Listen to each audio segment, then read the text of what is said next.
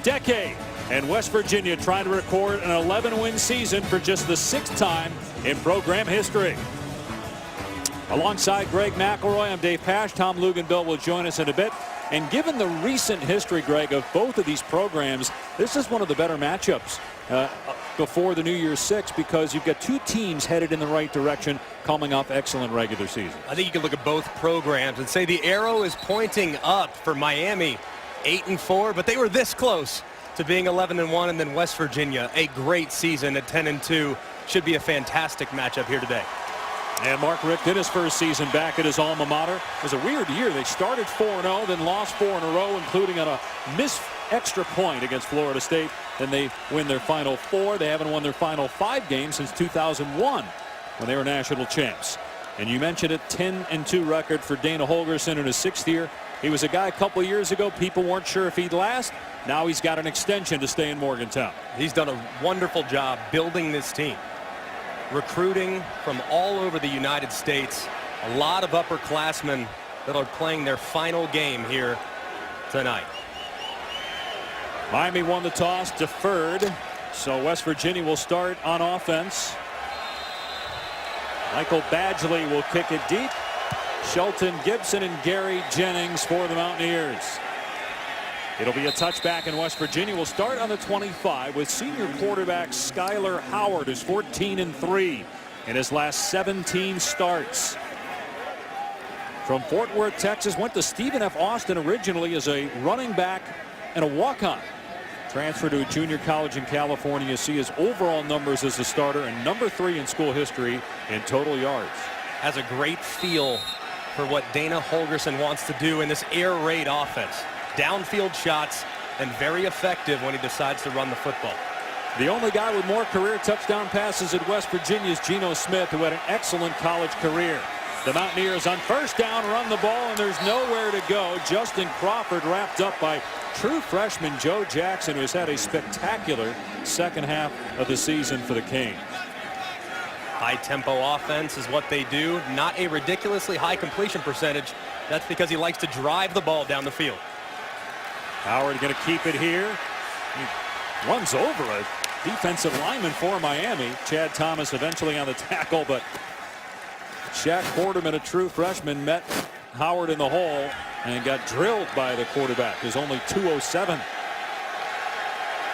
West Virginia, they're a little worried about the weather. Weren't sure how fast they were going to go. It's hot here in Orlando, but they're playing their offense just like we always seem to see from them. They got a 3rd and 5 now. Play clock. Plenty of time at 10. And Howard to throw. Flushed out of the pocket. And he's going to keep turning it upfield and getting a first down. He fumbles the ball, and it's recovered by Miami on the 40-yard line. It's recovered by Kendrick Norton. Just a great hit on Skyler Howard. Chad Thomas, number 9, getting in there, putting his shoulder pad right on the football to force an early turnover. Had a long layoff as a ball carrier. Running backs, quarterbacks, got to make sure your fundamentals are good after the long layoff after the regular season. But Manny Diaz, he says, we're ready, we're fired up here at Miami. That defensive line, really the front 7 for Miami, a big reason why they won their final 4 games. They've got some dudes that are young on that front, including 3 true freshman linebackers. All 3 are All-Americans as freshmen, too. So first down from the 40, and they're going to run the football here with Mark Walton, and he's slammed to the ground. Maybe a loss of 1. Darian Howard is there with the stick for West Virginia. Let's look at Brad Kaya, Jr. He's undecided. Mark Richt kept him away from the media so he wouldn't talk about his future. Doesn't know whether he's coming back. He's had a terrific career, school record in passing yards. You think of all the greats that have been to Miami. Number 3 at Miami with 65 career touchdown passes. Ken Dorsey is the all-time leader. Kaya to throw on 2nd and 11. He's going to swing it out to Walton in space. And again, nowhere to go. Swarmed for a loss of 2. Justin Arndt, the leading tackler for West Virginia, is there. Nice easy completion to try to get Brad Kaya in rhythm, but it obviously goes for a big loss. Brad Kaya, when he's at his best, he's as good as anybody in college football. However, he has had moments in which he's been very inconsistent. He's dependent on his offensive line, not the most mobile guy. So he's got to focus on that tonight against an aggressive West Virginia defense. Had a penalty marker down before the snap. There was movement by the Hurricanes. SEC officials today. Snap, false start, offense number 52. 5-yard penalty, remains third down. I tell you, Greg, this is a concern for Miami, and their offensive line has not been very good all year long. This West Virginia front will get after you. They're going to try and confuse you, and there's not a lot of play calls for 3rd and 17.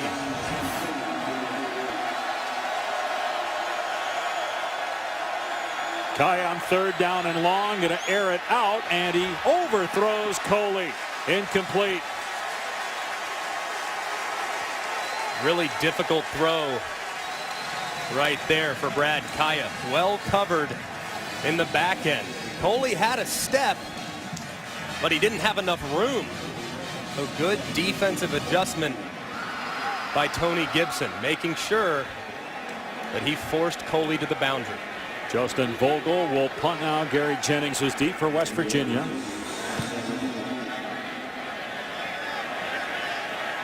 And this is a great kick, and Miami plays it beautifully. Remember, it's not where the feet are in college football. It's where the ball is. So you can have your feet as a gunner in the end zone and touch the ball as long as it does not cross the plane. And they're saying that it did. So it's a touchback. And they had it covered perfectly, but just a mistake there at the end. And as you see there, it definitely crosses the plane. Touchback.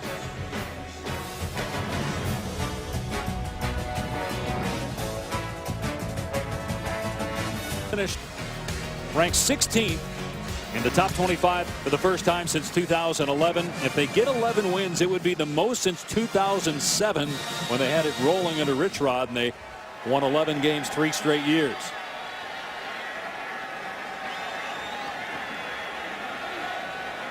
Mountaineers have played 4 different players at running back this season, including a true freshman Martell Pettaway, who they had to burn a red shirt because of injuries in week 11.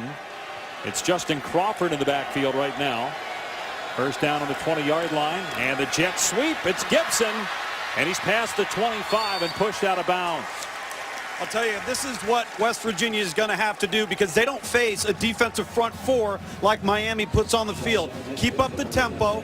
You got to get the ball to the perimeter, because one-on-one up front, Miami can overwhelm you with their front 4, particularly on the edge.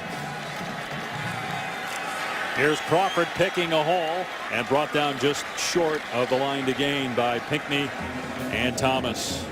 And Tom, going sideline to sideline, will test Miami's ability to be in game shape. No doubt. Long layoff. Sometimes you can lose a little bit of that edge that you had in the regular season. So conditioning, a big part of trying to battle against this West Virginia offense that will spread you out. 3rd down and 1 here for West Virginia, and they line up under center with Howard, and they're able to move the pile and get the first down, as Howard actually picks up about 7 yards out to the 37-yard line. He talked about his ability to run the ball. He's got 9 rushing touchdowns on the season. Not the prettiest run in the world, but when you have an All-American center in Tyler Orlowski, run right behind him. Big number 65 playing his last game at West Virginia. Plus Crawford was giving him a shove as well. Crawford off the right side of the 43-yard line. So Crawford, he's closing in on 1,200 yards for the season. Again, he was not the starter at the beginning of the year. That was Russell Shell. But Crawford, the Big 12 newcomer of the year, had some huge games. 331 yards against Oklahoma this year. Howard rolling out here on 2nd and 4. He'll keep it and gets back to the line of scrimmage. Chased out by R.J. McIntosh. Justin Crawford has had so many moments this year where you look and say, wow. I mean, he's had 500-yard games. You mentioned the moments against Oklahoma.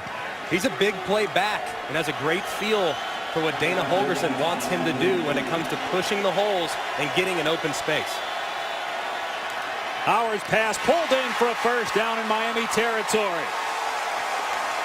Devontae Mathis with just his 4th catch of the year, but it's good enough for 10 yards, and they move the chains.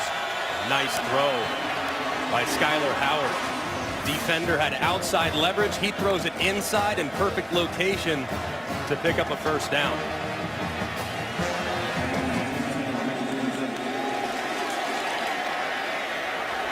Howard in trouble. Boy, that looked awkward. Somebody blew that play as Quarterman gets the tackle up. I wonder if that was just supposed to be a straight handoff there to Crawford, although it looks like Howard's upset with the officials, actually. That was really unusual.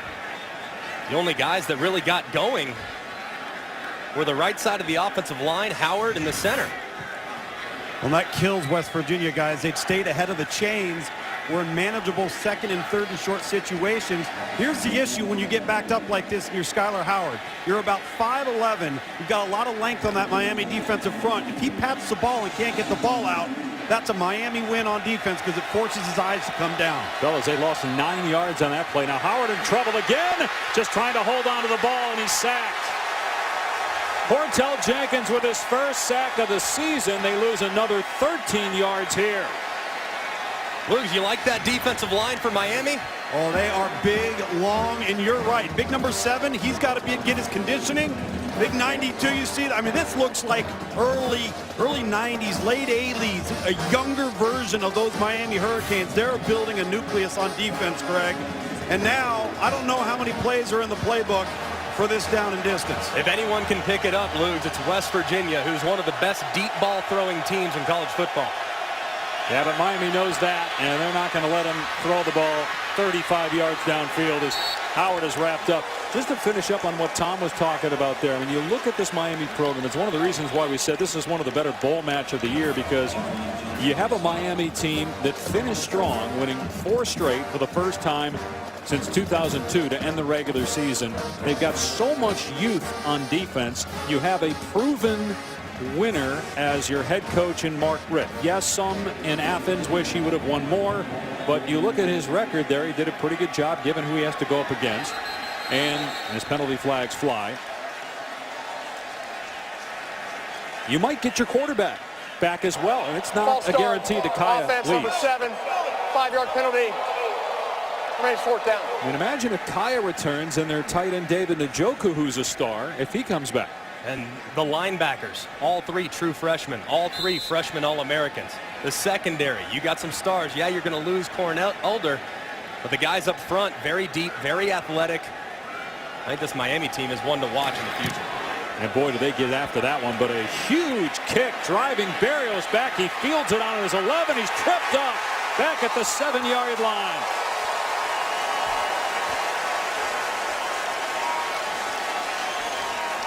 A 54-yard punt plus a loss on the return. It all got started. Started 4-0 on the season. Mark Richt winning his first 4 games, had his alma mater, an 82 grad. Then they lose 4 in a row, including a blocked extra point against Florida State. Then they won their final 4 games, blowing teams out. First time they've done that to close the season since 2002. But they haven't won a bowl game since 2006 when Larry Coker was the head coach. And they lost twice here in the Russell Athletic Bowl in 2009 and in 2013. Rick calling the plays as the head coach / offensive coordinator. Here's Coley out in space, but the play never got going. False start out of a timeout. That's really bad. Prior to the snap, false start, offense number 63. Half the distance to the goal, remains 1st down. You had a long layoff, you're a little fired up if you're along the offensive line. Now we've seen 3 false start penalties in the early going. A lot of excitement, a lot of anxiety. It's understandable to make some mental mistakes early. As you look back, when you played after those bowl games, including a national championship game, as they run Walton straight ahead here to the 10-yard line, did it take you a while to get going? It did. Against Texas, the passing game never got going in the national championship. I think I only had 11 attempts. But against Michigan State the following year, actually in this very stadium, We got off to a pretty fast start. Good memories from that game. Well, you did such a great job turning and giving to Richardson, turning and giving to Ingram. That was working all day. Absolutely. Dang, Dave, take it easy on the kid. My job is to get it from the center to the running back. That was my job, and I understood it, and I tried to do it to the best of my ability. They run Walton again, wrapped up at the 10. No running room. Backside play made by Kaiser White. Younger brother of Kevin White, who played at West Virginia, is now with the Chicago Bears.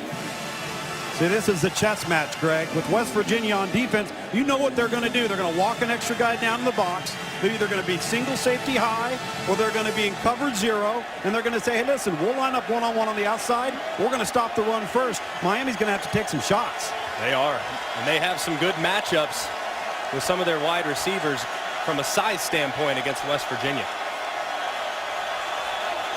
They rush 5. Kaya in trouble, and it's incomplete. There was a receiver in the area, and he appeared to be outside the pocket as Wachuku, a senior from Wiley, Texas, got pressure, and Miami's going to have to punt from its end zone. That's just a great job by West Virginia's defense. Tony Gibson, the defensive coordinator, called an all-out pressure. They're going to bring the house, and they do that more than just about anybody in college football.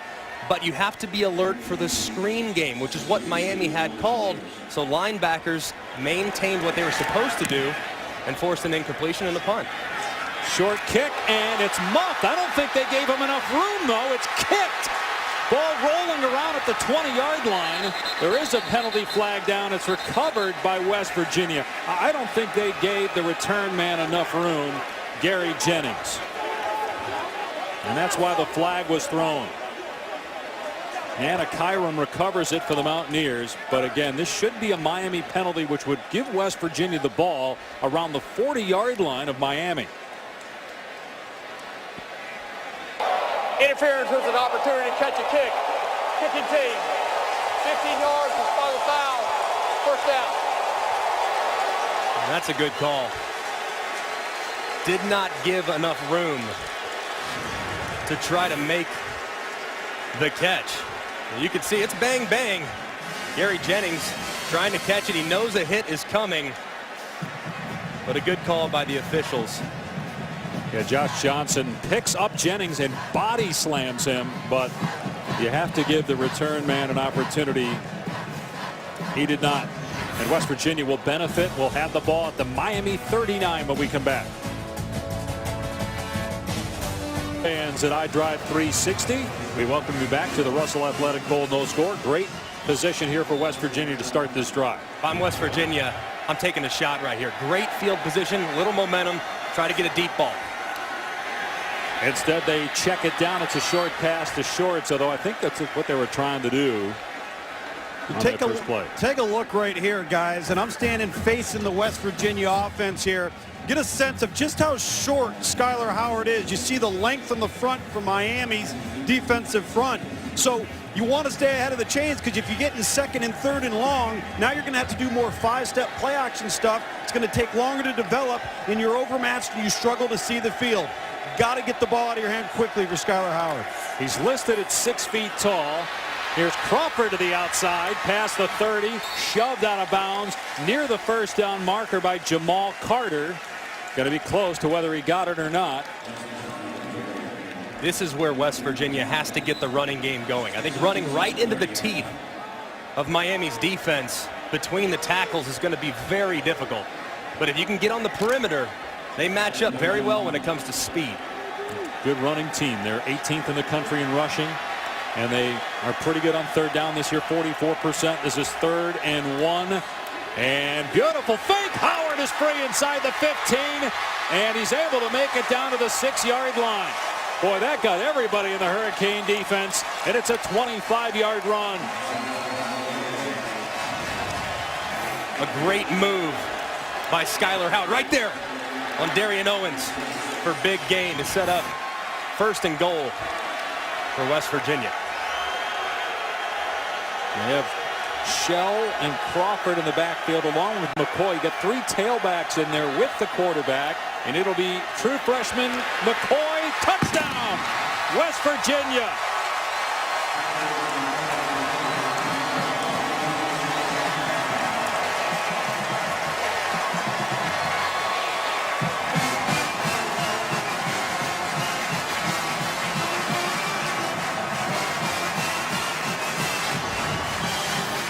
When you get in this 3 running back alignment, all 3 backs are capable ball carriers. You don't know which direction it's going to go. They call his number and get into the end zone. Kennedy McCoy, who's battled shoulder injuries throughout the year, gets the first touchdown of the Russell Athletic Bowl. The true freshman from Lexington, North Carolina. The Mountaineers take advantage of great starting field position and score.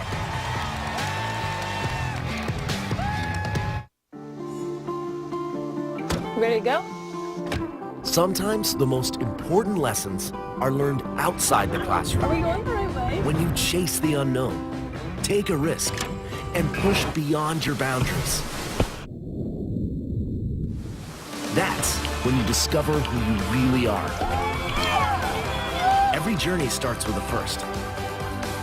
Let's go.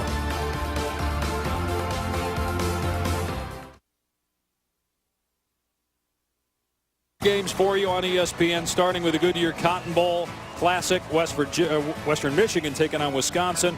Then it's the Rose Bowl game presented by Northwestern Mutual and the All-State Sugar Bowl. Boy, Penn State, terrific year. Everybody thought the Nittany Lions were just an average team when they struggled to beat Minnesota midway through the year. Then they knock off Ohio State and everything changed. And James Franklin, Coach of the Year candidate nationally. But can they beat USC, the hottest team perhaps outside of Alabama in college football? Here's the return by Malcolm Lewis. And he is out of bounds at the 20-yard line as we look at the last drive with tonight's Buick Drive recap. Just a wishbone formation. You have Kennedy McCoy, you have Crawford, and you have Russell Shell, all 3 of which can get the football. Miami's defense doesn't know if it's going left, if it's going up the middle, or if it's going around the right. So difficult to defend, but a great call by Dana Holgerson offensively, and outstanding execution by West Virginia. I'd stick with it, Greg. You can't set the strength of your defense because everything's balanced and you have the entire arsenal. Every time we broadcasted a game this year, Dave, you and me the last few years that people have gotten in the diamond formation, nobody's been able to stop it. It's so difficult to prepare for and execute. Meanwhile, Tom, we got a stoppage here. One of the members of the chain gang down over on that far sideline. You talked earlier, Greg, about the heat and the humidity. It impacts other people besides the players. It does. And I remember preparing in this environment when you haven't seen 80-degree weather in the better part of 4 months. For West Virginia, they haven't seen 80-degree weather in some cases since August. So to have it consistently, of 2013. When you have it consistently with a high percentage of humidity, it does affect the way you recover. It also affects the way you practice. So it is difficult to prepare sometimes for games here when you're not used to the climate on a day-to-day basis. Of course, this is life for Miami. They live this. The individual guys on that Miami sideline. He took a shot from pursuit of the actual field of play that came off the sideline. On top of the screen. All right, so this actually was not about humidity. It was just about getting drilled. Just blocked into him. Unfortunate. Hope he's okay.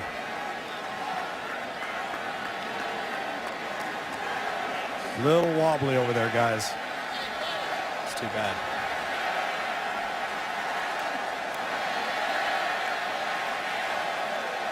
Let's see if Miami's got an answer, Greg, on the offensive line here with this pressure package system from West Virginia. Getting into a big set here. Fullback, tight end. You don't see this every day in the Big 12 if you're West Virginia. You don't see a 280-pound fullback that often either. That pass is dangerous, and it's broken up incomplete. White makes the play on Coley. Took a little while to get out there. White with a beautiful break on the ball to jar it free from Coley. That ball took a long time to get out there. I don't know if Brad Kaya didn't have a great handle on the football, but his arm is much stronger than throwing a lollipop out to the left side of the field. That's one of the things you're talking about with him, though. Just times you see him throw the ball and you scratch your head. Then other times, and he throws lasers. Here he's trying to get out of the pocket, a flag down, and Kaya outside the pocket throws it away, incomplete. I think the flag will be for holding. Toyas Avery with pressure on Kaya. I think they're going to get Tyree St. Louis, the right tackle, number 78, with a hold here as Kaya was trying to escape. Holding offense number 78. That penalty is declined. Third down.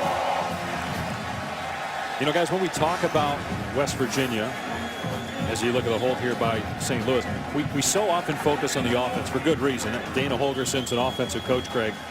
But this year their defense has made a big step. And think about it. They had a first-round pick on their defense from last year. Carl Joseph is with the Raiders, and they lost 9 starters, had another injury in camp. But for the most part this year, they were very good on defense. The numbers got bloated after the Oklahoma game. They dump it off to Njoku, a dangerous player, and he breaks a tackle, tries to hurdle another, comes up short of the first down marker, and it will bring up 4th down on a punt. There's the D coordinator, Tony Gibson, for the Mountaineers. Yeah, West Virginia knows their personnel. I got to give Tony Gibson a ton of credit. He knows they're not the biggest guys in the world, and their defensive line, you're not going to have a lot of first-round picks out of that group, but they create a lot of chaos in the front with blitzes and twists. And right there, you can see they're very well coached when it comes to playing the screen game as well. Vogel's first punt was smoked. This one is short, and the fair catch made by Jennings. Only a 27-yard punt. Thursday on ESPN, another bowl triple header starting at 2 Eastern, South Florida, South Carolina. In the Birmingham Bowl, Arkansas, Virginia Tech, and the Belk Bowl. Then at 9, Oklahoma State and Colorado, and the Valero Alamo Bowl. There's a new head coach at South Florida with Willie Taggart going to Oregon, and Charlie Strong now at South Florida. Think of all of the big name head coaches now in the state of Florida in college football. It's amazing. Even at FIU, who brought in Butch Davis, architect that the Miami fans know well, yes. And Lane Kiffin obviously just taking the job at FAU a couple weeks ago. That pass incomplete. It was a forward pass intended for Shell. Jimbo obviously in his 8th year now. Jim McElwain 3rd season. And there were some that thought Scott Frost would be in the mix for Oregon. And Charlie Strong, after being relieved of his duties at Texas. What's realistic for Lane Kiffin at FAU? I think he can get to 7 or 8 wins every year. Really? He's very creative. Can they get the players, though, Greg? I think that's the real question. There are so many talented individuals in the state of Florida. Now, which coach are they going to end up at? Obviously, Miami, Florida State, and Florida will have their pick of the litter. But some of those 3-star, maybe middle-tier 4-star guys, it's going to be hard for them to decide where they play their college football. Everybody wants to know, too, is it a springboard job? If he does win 7 or 8, does he then take another gig at a bigger school? As Howard sidearms it complete for a first down to the 40-yard line to Da'Keel Shorts, 2nd team all Big 12 receiver. It's a 20-yard pass play. It's a great throw. Zone coverage by Miami. You have to throw into tight windows because they're talented on defense. Skylar Howard makes it look easy. And Howard keeps, and he's tracked down by Trent Harris at the 36-yard line, a gain of 4 on the play. I tell you, Greg, the most successful this offense has been is when they've gotten the ball out quickly in the passing game, and Skylar Howard's been a part of the run game. Here's Russell Shell. Oh! Hammered in the backfield by Michael Pinckney. One of the 3 true freshman linebackers for Miami, and we're going to be talking about if they all stay for the next few years. They make some mistakes, but plays like that show you what kind of talent they have.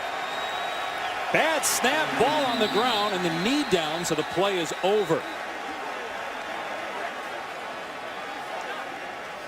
And it's 4th down. It's twice now West Virginia's made some plays offensively, only to go backwards on the following play. They got to make sure they maintain momentum and don't have errors between the center and the quarterback. Both those guys are seniors.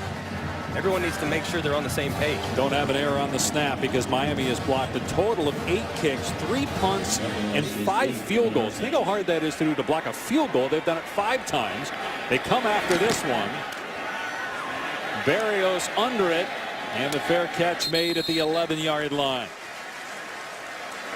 Aerial coverage brought to you by DirecTV. If you call yourself a sports fan, you got to get DirecTV. Dave Pasch, Greg McElroy, and Tom Luganbill in Orlando will be here for Saturday's Buffalo Wild Wings Citrus Bowl on ABC. For LSU and Louisville tonight, Miami and West Virginia, 7-0 Mountaineers. And the Hurricane offense, 9 plays. They've got just 2 for positive yardage. It's amazing. It's a real testament to West Virginia. Confusing Brad Kaya, making throws difficult, covering screens that are supposed to be easy throws. They're doing a nice job of mixing it up, making it hard on the quarterback. Kaya's pass on target to Njoku, who's driven to the ground after a gain of 4. Njoku came on late and has turned himself into quite the prospect. The guy who was a great high jumper at Miami a couple years ago on the track team. He's got 39 catches now, 7 touchdowns on the season. He's truly amazing. I don't say that often about offensive playmakers, but at tight end, he is a matchup nightmare. Greatest line of the entire week. Dana Holgorsen said he's the biggest, baddest dude we've seen all year. Dropped in the backfield is Walton for a loss. Adam Schuler for West Virginia. If you didn't believe me, there it is in writing. That's high praise from a coach that has seen a lot of very skilled athletes in the Big 12. Going into the year, nobody was even talking about this kid. Now everybody's talking about him going to the NFL, though he has not made that decision yet, or at least hasn't made it public yet what his decision is. He's perfect for today's day and age in the NFL. Fast tight end that can stretch the field. Reminds you a little bit of Jimmy Graham in that mold. Here's Njoku again, and he's brought down short of the line to gain. Arndt and Benton, the 2 inside backers, make the hit. 4th down, and Miami will have to punt. For as athletic as he is, that's where he can improve. Right there, you have 3rd and medium. He runs his route 1 yard short of the line to gain. Physically, he's outstanding, but I still think there are other intangible aspects of the tight end position that he needs to learn before he goes on to the next level. I hope he sticks around and learns from one of the best in Mark Richt. 4 3 and out already for Miami. The fair catch by Jennings on the 46. West Virginia has dominated field position so far in this game. Friday at 8 Eastern on ESPN, it's the Capital One Orange Bowl with Michigan battling Florida State. Jim Harbaugh's Wolverines, many feel good enough to be in the college football playoff. Instead, they'll settle for a New Year's Six game against the Seminoles. That's an exciting matchup there. Obviously, 2 blue bloods of the sport. Florida State, a lot of people had high expectations for them coming into the season. They fell short of those expectations, but they're circling 2017 as a possible championship year. Howard in trouble, look out. Dumps it off, though, to Crawford before he gets sacked, and Crawford steps out. And Joe Jackson again all over the quarterback. Tom, you mentioned that Skyler Howard's not the biggest guy in the world. He couldn't even find his running back on the screen, had to negotiate and hold it a little longer than he probably wanted to. Yeah, he really did, and with the walls closing in, with that Joe Jackson, the freshman, playing really, really well with the throw out here. See, this is where West Virginia gets frustrated, guys, as we got a Miami player down here on the field, number 92. And we've reached the end of the first quarter as well. That's Cortell Jenkins holding that right knee. 7-0 West Virginia after 1. We'll update you on Cortell Jenkins when we can. The Mountaineers here in Orlando with the lead over Miami, seeking win number 11.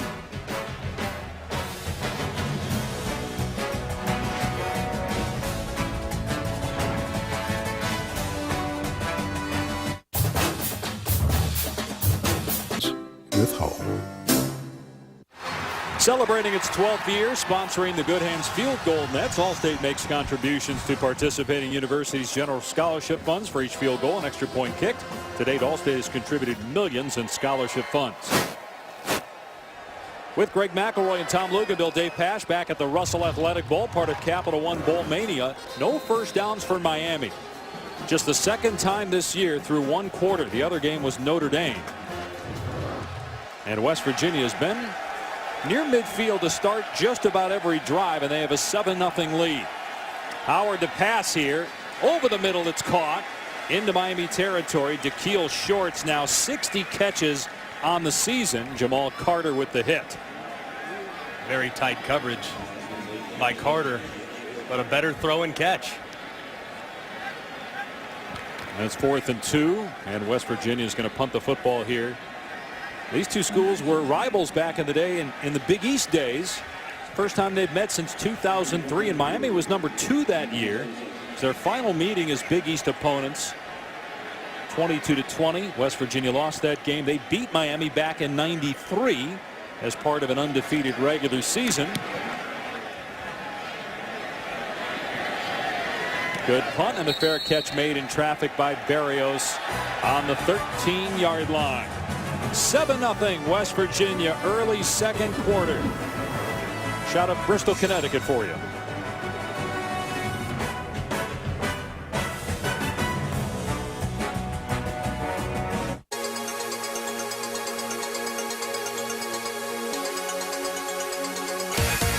He's up 7-0 on Miami, in large part due to their defense. Miami came into this game expecting pressure from West Virginia. Therefore, they had 7 guys blocking to protect Brad Kaya.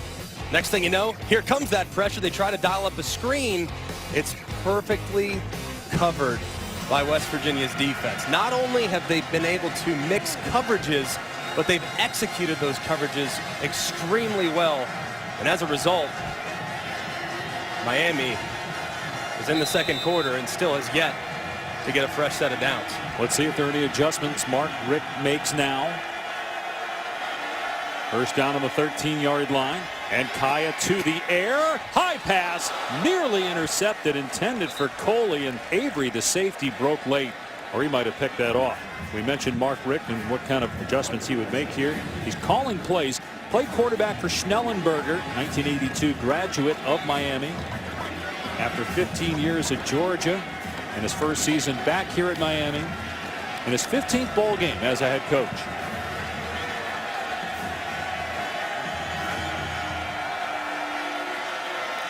And the ball's on the ground. Kaya picks it up, and he picks up 3 yards. Guys, how difficult is this when you've been the head coach, you've been the CEO for so long, even though you're an offensive coach, and obviously you're involved in the game plan, you're in meetings, but now it's on you. You're calling the plays, you're running the meetings again. He said he was rusty early in the season, but he found his form as the year went on. The month of November, their offense was off the charts. They're clearly struggling today against a very stout West Virginia defense. Pressure coming. Kaya's another high throw that's knocked down, incomplete. Lewis, the intended receiver, and Rasul Douglas, one of the best corners in college football, All-American, 8 interceptions on the year, broke up that pass. Tell you, Greg, 2 things standing out. Horrendous field position for Miami throughout much of the first quarter into the second here. And once again, getting Brad Kaya off schedule with pressure. He has not been accurate with people around him. And the windows have been so tight to throw into. The coverage by the secondary of the Mountaineers has been off the charts so far. High punt by Vogel, and again Jennings with the fair catch. Once again, West Virginia will have good starting field position. The Mountaineers lead 7-0 early second quarter.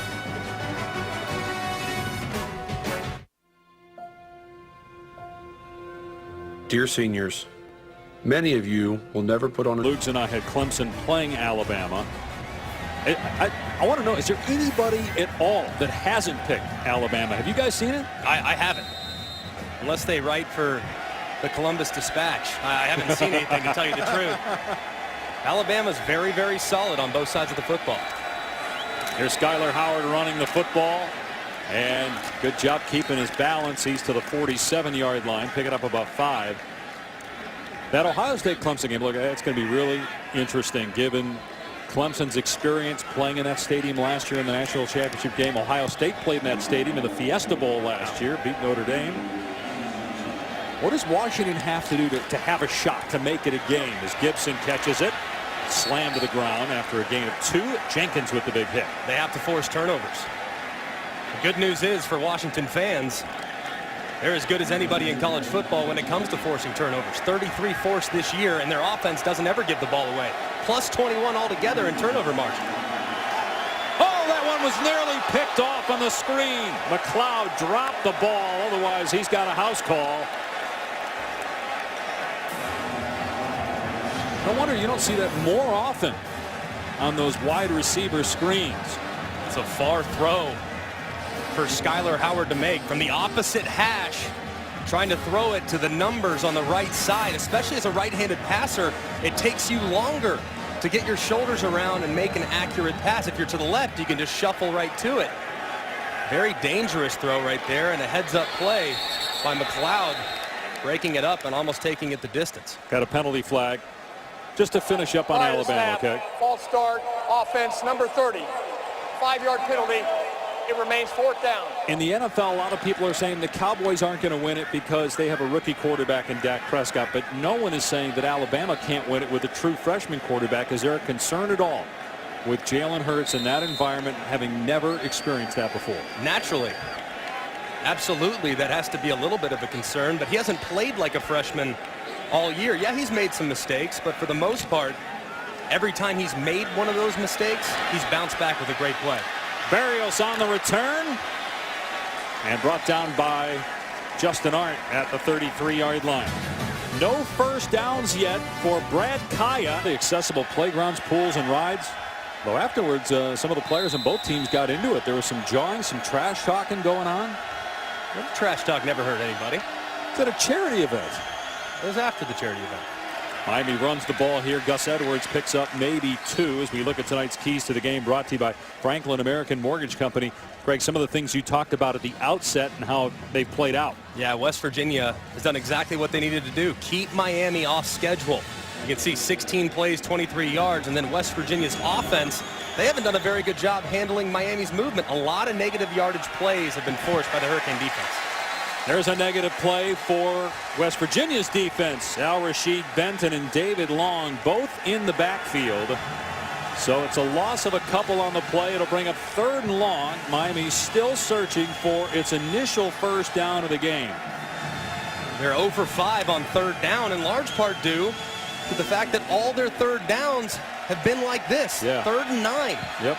Difficult situations to be in, especially when you're going up against a very talented secondary and a defensive coordinator in Tony Gibson that likes to mix it up when it comes to pressures.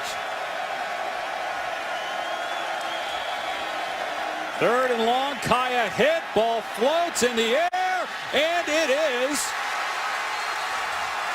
intercepted.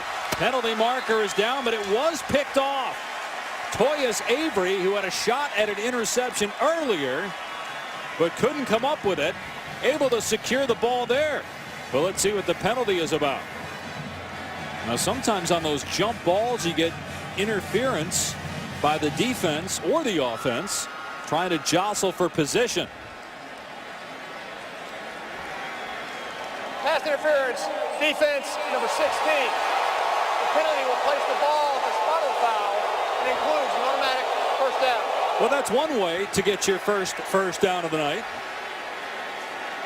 Instead of an interception, you get a first down on a penalty. It's right here. Trying to get good quality coverage. And that's pass interference. No doubt about it. All over the wide receiver. Great catch at the end. Right now, Greg, this is the only way Miami can get a first down. Hey, guys, I think Dana Holgerson thinks the ball was tipped at the line of scrimmage. And when there's a deflection, there's no interference. You're saying it wasn't, Tom? It was not. Okay. I saw it clearly. Replay here in the stadium. The ball just came out of Kaya's hand so poorly, and you see Dana Holgerson, he is livid. The spot of the foul was beyond 15 yards. We'll move it back to 15 yards to the previous spot. It's first down. Yeah, Holgerson is still screaming that it was tipped, but as Tom was right there and saw it, it was just Justin Arndt, the linebacker, coming in and forcing Brad Kaya to try to throw it way before he was ready to throw it. The result, especially with a slick ball and humidity, can oftentimes be a wounded duck. Kaya has a completion to Chris Herndon, and there's their real first down play. Some pushing and shoving afterwards. Penalty marker down. Let's see if we get another flag for the after the whistle stuff here.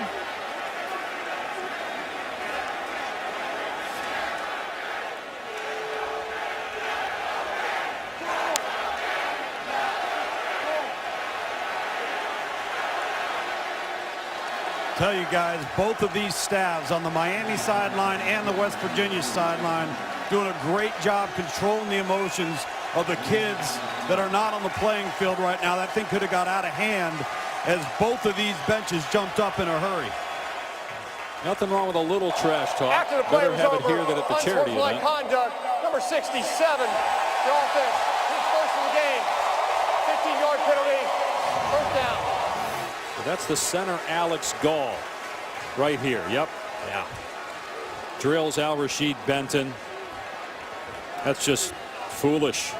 Offensive linemen are told to chase the football, but you're not supposed to take shots at guys as they're standing around the pile. No place for that. So that puts the ball back in Miami territory.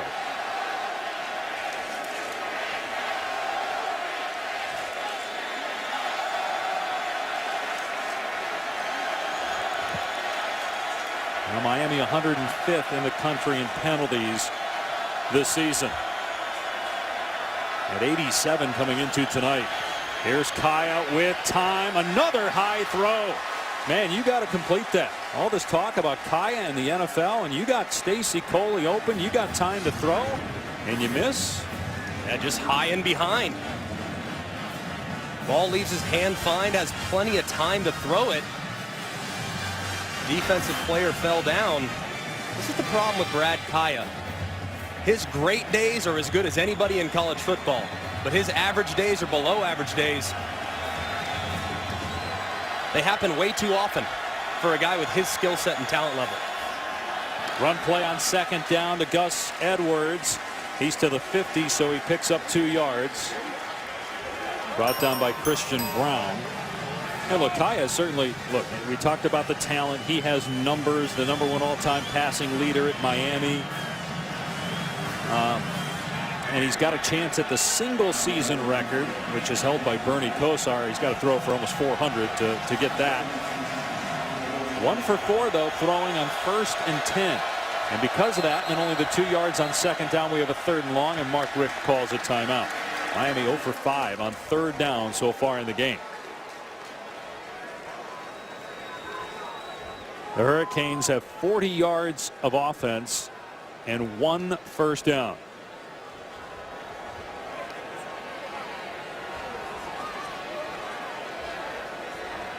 So let's check in with Stan Barrett while we have a moment. Stan.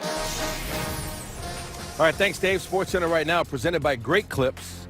Big news from the NFL. Buccaneers running back Doug Martin suspended 4 games for violating the league's policy on performance-enhancing drugs. Got full details on SportsCenter following the Advocare Texas Bowl. Now back to you, Dave. All right, Stan, appreciate that. And again, Miami struggling without a 3rd down conversion. 2 for 5 passing on 3rd down, 11 yards for Kaya. Craig, if you're Brad Kaya, are you back here next year, or are you going to the NFL? He has to come back, in my opinion. Right now, I know Mel Kiper has him around 7th. Some people have him as high as 3 behind Deshaun Kaiser and Deshaun Watson.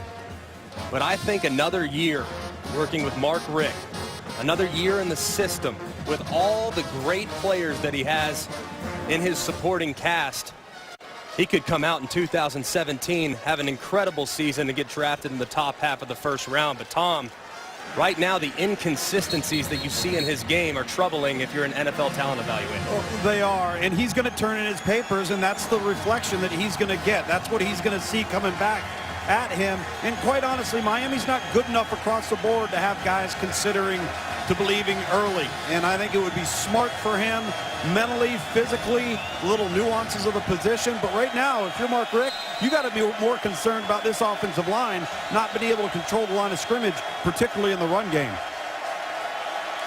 Kaya on 3rd down and long. Gets hit again. The pass off target again. Incomplete. It's 4th down. More pressure on Brad Kaya, something Tommy talked about at the outset. Needed to happen. It has, as Kaya got rid of that quickly. He's been forced to throw earlier than he's ready to throw. So he's trying to anticipate where the receiver's going to be, and he's missing the mark because they've had a long layoff since the last time they played in a competitive atmosphere like this. 6th punt already for Miami. Jennings is deep. And this one checks up. And it'll be down at the 5-yard line. So despite the struggles for Brad Kaya, the Miami offensive line, the offense in general, because of their defense, they're only down 7-0.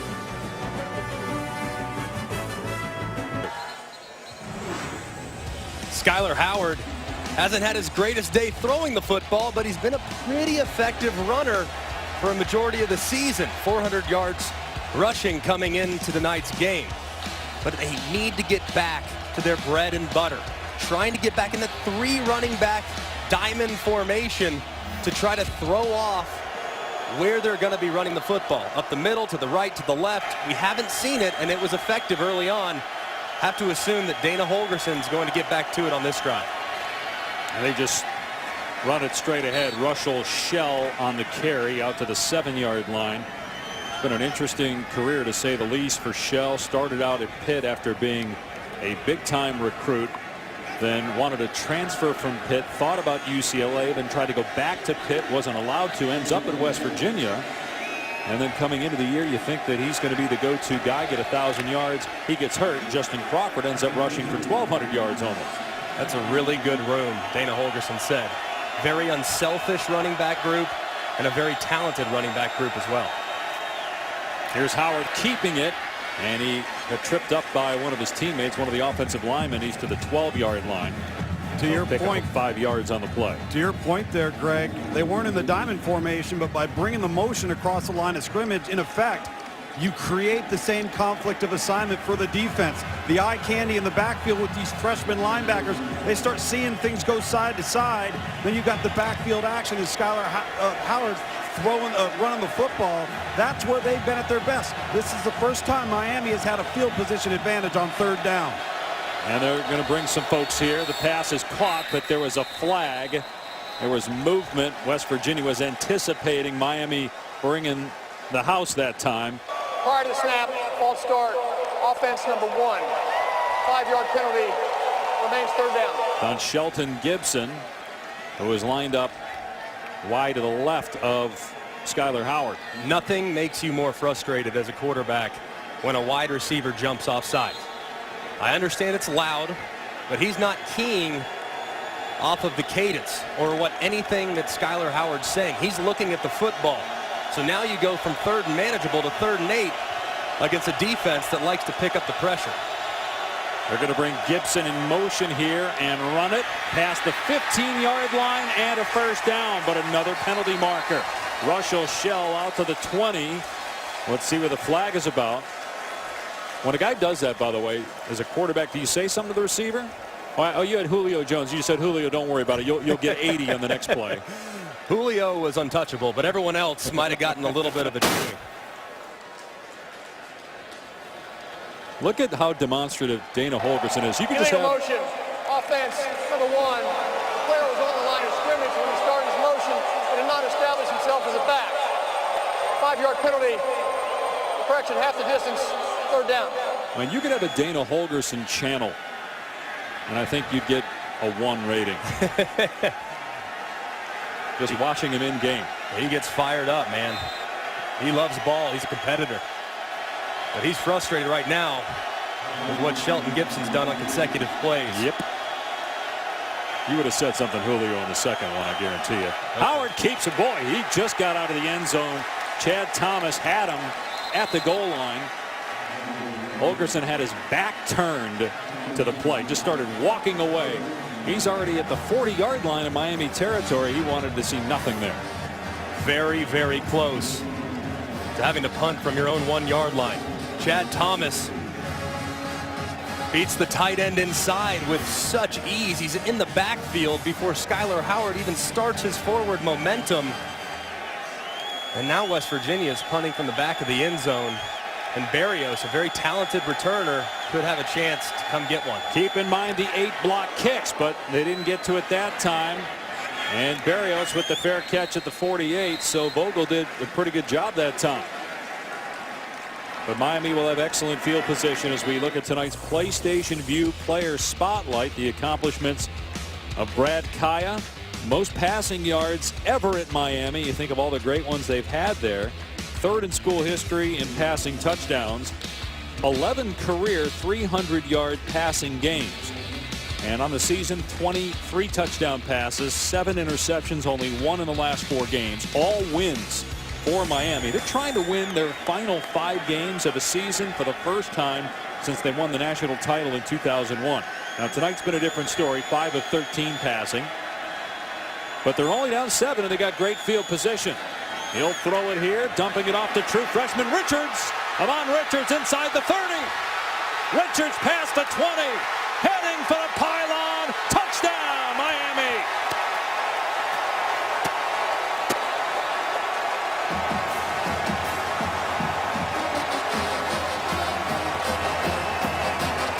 He broke Michael Irvin's freshman receiving record. Led all freshmen in the country in receiving yards. He's over 900 now in the season. That's his 3rd touchdown. When you bring pressure defensively, there's not a lot of guys in the back end, so if a guy misses a tackle, you're in trouble. How about Stacy Coley, the senior, getting a great block to allow Richards to get to the corner. Tremendous effort by Coley on the block, and a great individual effort by Amon Richards taking it across the field for the touchdown. The other thing too, Greg, your quarterback's struggling, right? Give him an easy throw to your best player. Just get it in his hands, right? Absolutely.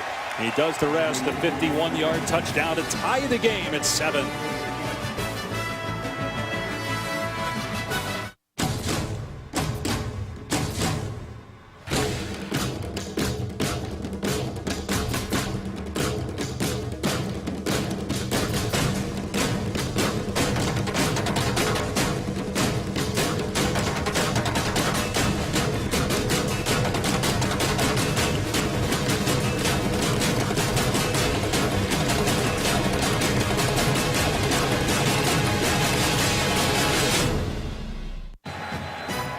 Tonight after our game here in Orlando, we got one more bowl game tonight on ESPN, the Advocare V100 Texas Bowl. Texas A&M and Kansas State. Believe it or not, they have the same record. I mean, most people for a while thought Texas A&M was a contender in the SEC, but K-State quietly with 8 wins. Meanwhile, Miami with more yards on that play, 51, than they had in their first 6 possessions, 40, and we're tied at 7. So Kaya with his 24th touchdown pass, and true freshman Amon Richards, who is 3rd team all ACC. Another one of those young studs for the Canes. And be a touchback that will come out to the 25 for the Mountaineers. When there's pressure brought by West Virginia, you have isolations in the back end, and it becomes very difficult, and you have to be very good tackling in space. Right there, Rasul Douglas, the best corner on the field for West Virginia, gets beat on a little hitch route, doesn't want to give up the deep ball, doesn't make the tackle, and Amon Richards goes out the gate. But Holgerson is just livid with his quarterback. But when the quarterback's looking at his wristband, he's saying, I don't know if I called the right play. So I wonder if there was a miscommunication between the sideline and the quarterback the series before. Here's that diamond formation. It's play action for Howard on first down. Throw to the sideline is caught near the 30-yard line by Javon Durant. There's a penalty flag down. Gain of 5 if it holds up. Right, they're going to get a hold right here on number 70. Tony Mateo, the left guard. Holding on the offense, number 70. 10-yard penalty for the previous spot. Repeat first down. Tony Mateo sliding to his right and slides just a little bit too far. Gives up that gap to his left-hand side. Tries to make up for it by grabbing a defender's jersey. Unfortunately for him, the referees were all over it. It sets up a difficult 1st and 20 for West Virginia. That was Joe Jackson, too, who he held. Jackson has been in the backfield a bunch today. Speaking of being in the backfield, my goodness. Zach McLeod mauls Justin Crawford the moment he accepted the handoff. This Miami defense does such a good job of forcing negative plays. McLeod sees the handoff, immediately puts that right foot in the ground and goes straight to the area in which he would meet the running back. It's one of the best defenses in college football when it comes to tackling offensive players behind the line of scrimmage. Manny Diaz, first year as the defensive coordinator, done a good job coaching up this young group. Here's Durant on the dump off. Excellent gang tackling. There were 3 guys in the area. Carter brings him down. It's going to bring up 3rd down and 20.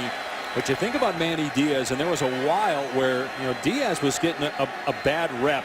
He was in the media for the teams that he was on. The defenses were struggling, but people that are in the coaching ranks, they know how good of a coach this guy is. Did a tremendous job at Mississippi State and was a great hire for Mark Richt with Miami.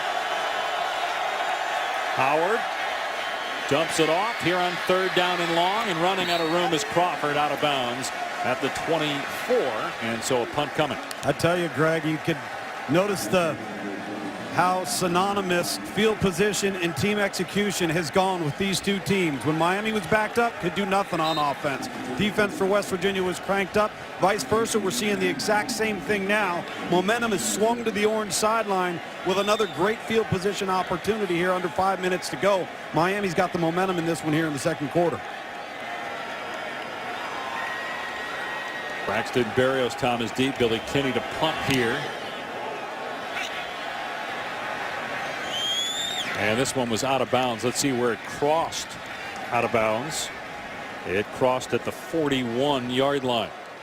The Progressive Bowl Challenge Cup is here in Orlando. Will be awarded to the conference that has the highest winning percentage of the postseason. Let's take a look at the current Progressive Bowl Challenge Cup standings. So you got Independence at 2-0. The ACC 3-1 after Pittsburgh lost to Northwestern.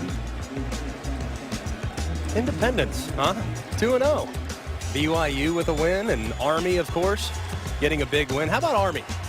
8 wins this year. Yep, great year. Everyone can root for Army, of course, except for Navy. Happy for them and Coach Monken. No running room at all for Mark Walton.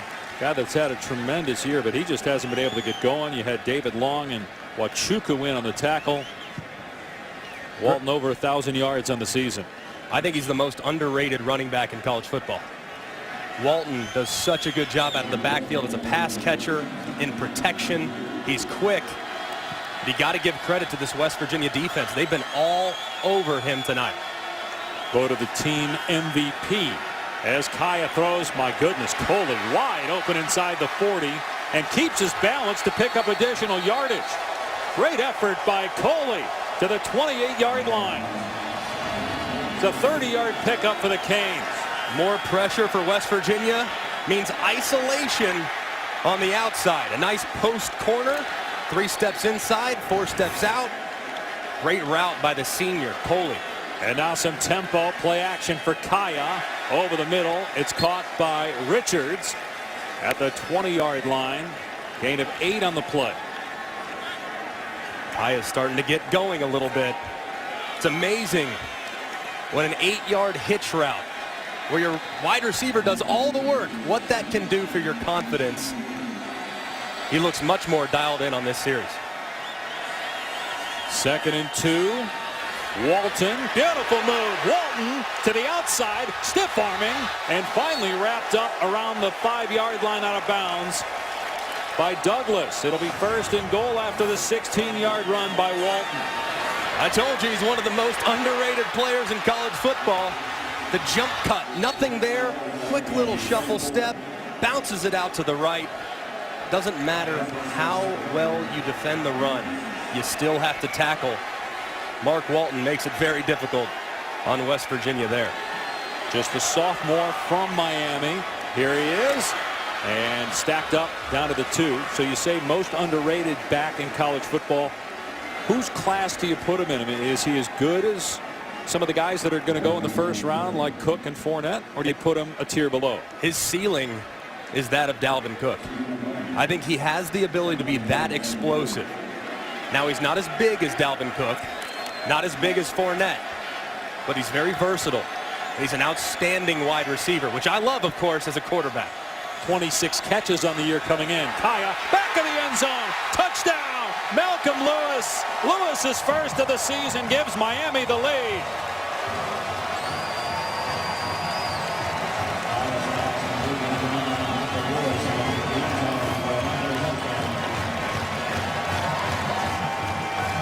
Beautiful job by Malcolm Lewis, getting them both down. I know it's a Wednesday, but that's counting on Sundays too. Excellent throw and catch. And a great play call by Mark Richt as he takes a swig of Gatorade. Much deserved after that drive. Well, you made the point. Again, that quick pass, get Kaya going, get it to your best receiver out in space. Richards goes for the touchdown, and that does wonders for the quarterback, who hasn't had an incompletion since.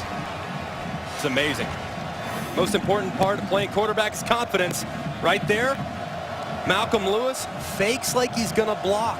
Have a little bit of a play action fake. The safety triggers up and over the top. That's a difficult throw because you don't have a lot of room as a quarterback and you don't have a lot of time. Malcolm Lewis is going to run out of space very quickly. Perfectly executed at the perfect time. You see the aggressiveness of this West Virginia defense. Mark Richt there taking advantage of it.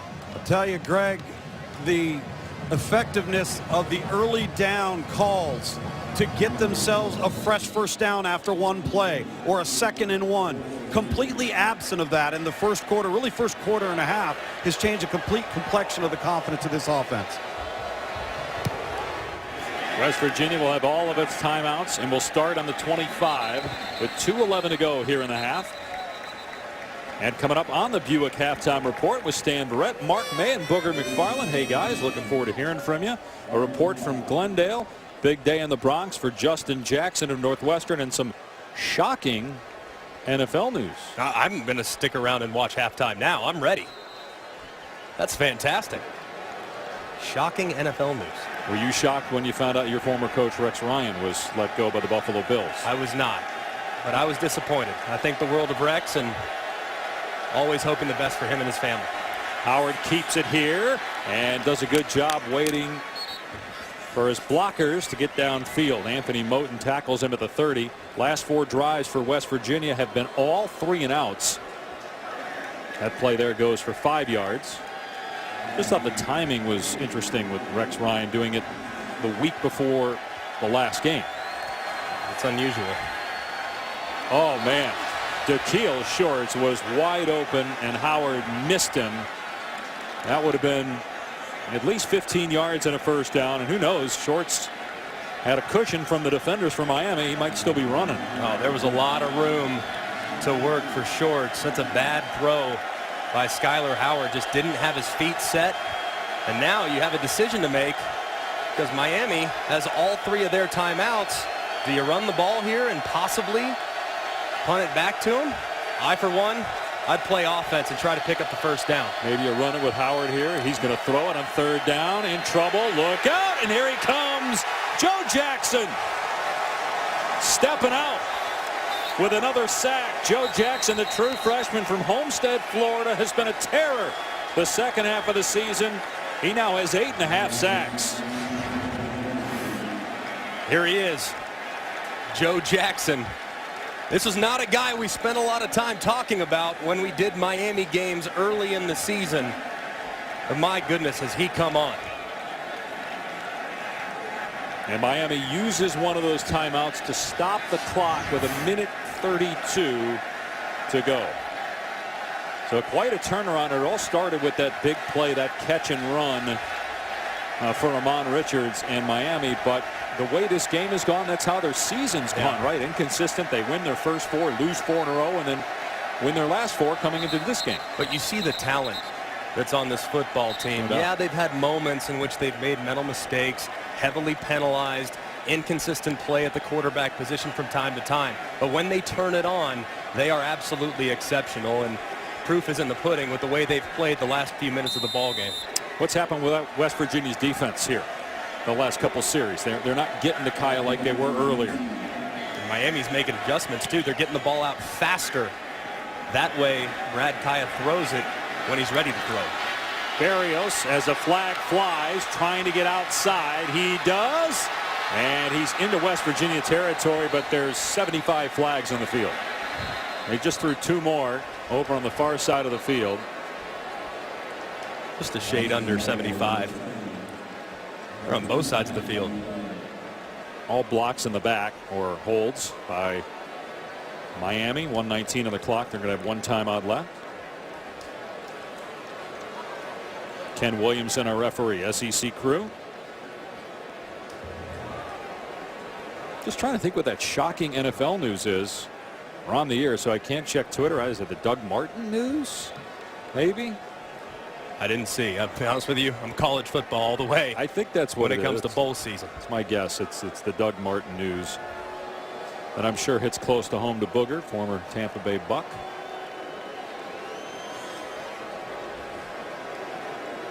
Two fouls on the play. Both are back to the back of return team. One on number 33 is declined. The back of the back on number 4 will be enforced in the spot of the foul. 10 yards, first down. Aerial coverage brought to you by DirecTV. If you call yourself a sports fan, you got to get DirecTV. Speaking of former Buccaneers, Vinny Testaverde is here. Obviously, he played at Miami. Anthony Becht, our colleague, is here. He played at West Virginia. They're sitting in the same box. Vinny has a son that's on the Miami team, Vincent Testaverde. Yeah. Knowing how big Anthony Becht is, I can't imagine that Vinny's doing a lot of smack talk right now. I'm up 7. There he is. Does that not look like the elder Vinny right there with the hair? It does. It does. I saw him throwing it, too. He can throw it. Looks a little like Tom, too, when he was letting the mullet grow some. Boy, I'm glad that's gone. That was a great Christmas gift, Tom. Thanks for getting a haircut here. Guy's got nothing on me. Boy, timeout by Miami. They had to blow there. So they're out of timeouts now with 1:19 to go. So big mistake there. But things have turned around, and it started with this play for the Canes. West Virginia's been doing the same thing all game long. They want to bring pressure. That's what they do. However, when they bring that pressure, it leaves isolations in the back end. When they got close to the end zone, still had the same type of aggressiveness. Safeties are jumping up on the run fake. Great throw by Brad Kaya in the back end. I tell you, Greg, and it's not just the isolations. You might give up the throw in front of you, but now you got to tackle the guy. Yeah. You make one false step, and next thing you know, there's no help behind you. That's what we saw with the young freshman Richards, and that's the do-or-die, high-risk, high-reward approach of Tony Gibson, the defensive coordinator at West Virginia. And most coaches will tell you tackling in bowl games is one of the most difficult things to prepare for because your fundamentals are a little thrown off after the long layoff. Kaya to the air on first down. Long throw. It's complete to Lewis, and he steps out of bounds at the 34. Lewis had the go-ahead touchdown. So it's a pickup of 4, and the clock is stopped. Again, Miami had to use that last timeout on the change of possession. Hurricanes seeking their 9th win. It's only happened twice since 2005 at Miami. 9 wins in a season. Got a bit of a substitution adjustment there for Miami, which brings on an extra player for West Virginia. You can tell it's been a couple weeks since these guys were playing college football. Yeah, it was all messed up there, so West time Virginia. up by West Virginia. First time out of the half. I think West Virginia looked and said, wait a second, we just sent somebody in, but I think we might already have 11. Yeah. So they called that timeout there.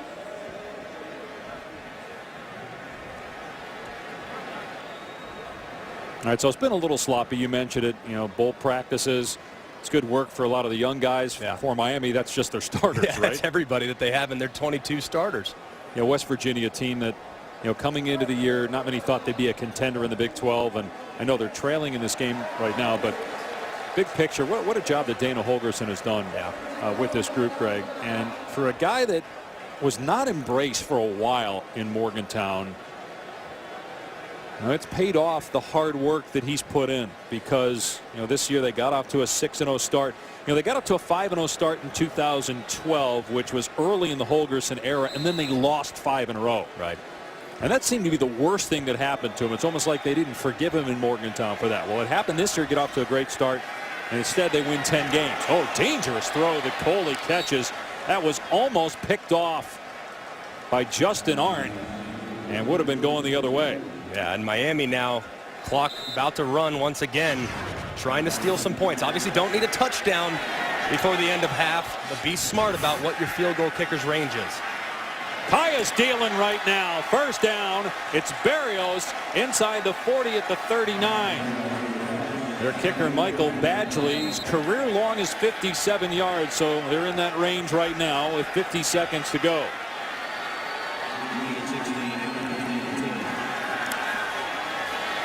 Kaya again a strike. Good protection for Kaya. Lewis with the catch. Clock will stop to reset the chains. West Virginia's opted to drop back, drop 8 guys into the passing windows. But right here you might think some pressure. Here it comes. And Kaya going to take a shot. Open man. Touchdown Barrios.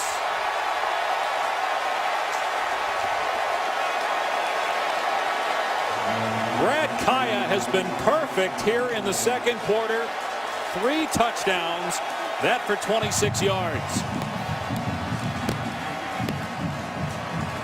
Outstanding job by Brad Kaya, operating the 2-minute offense. Knowing you don't have any timeouts, you can't take any sacks, ball has to get out. When he got close to field goal range, you knew that West Virginia was probably going to try to bring some pressure to knock them out. He anticipated it, threw a perfect touchdown over the top.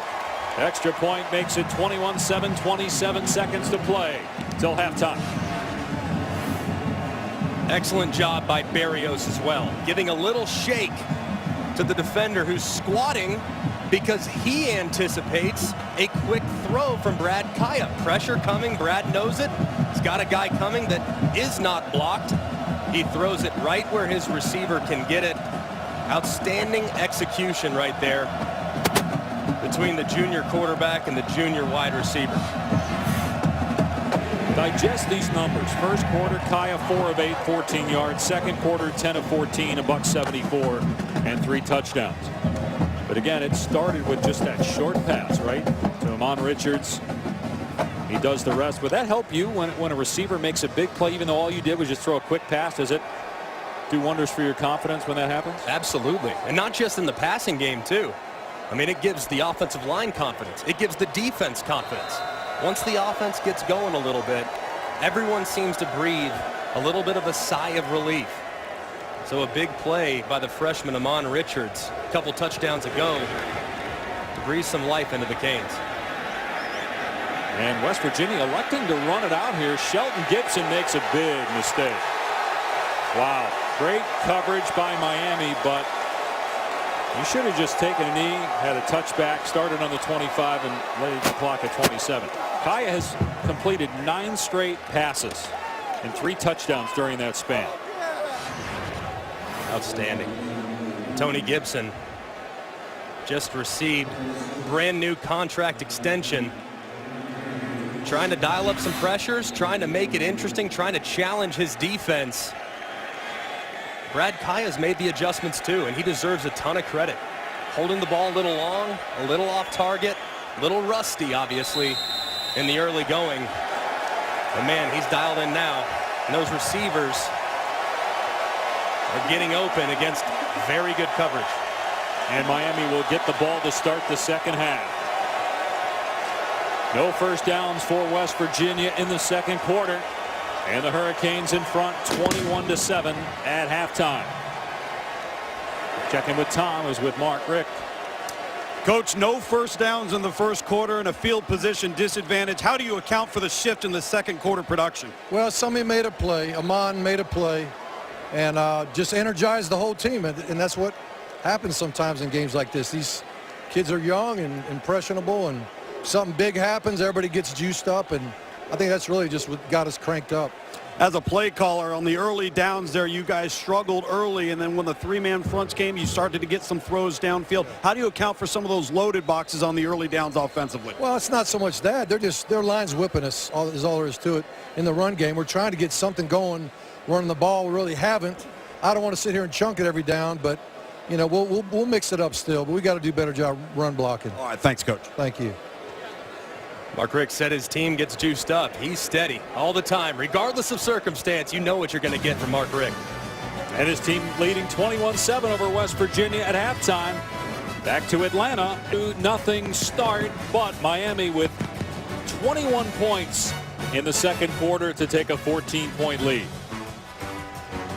Back with Craig McElroy, Tom Luganville down on the field. I'm Dave Pash, and Brad Kaya in that first quarter really struggled. But in the second quarter was an entirely different player, and that's been a common theme for him over the course of this year and for his career as we take a look at our blimp-worthy play brought to you by Goodyear. When he's on his game, he's as good as anybody in college football. A big thing for him was finding an answer for West Virginia's pressure packages.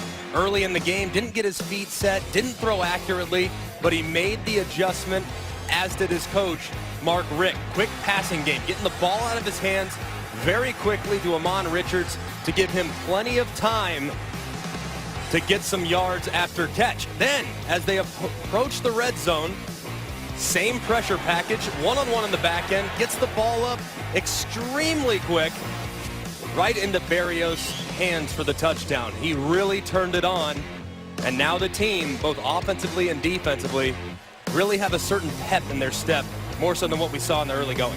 And now 26 touchdowns on the season passing for Kaya. And 7 interceptions, only 1 in the last 4.5 games. And Miami will get the ball to start the second half.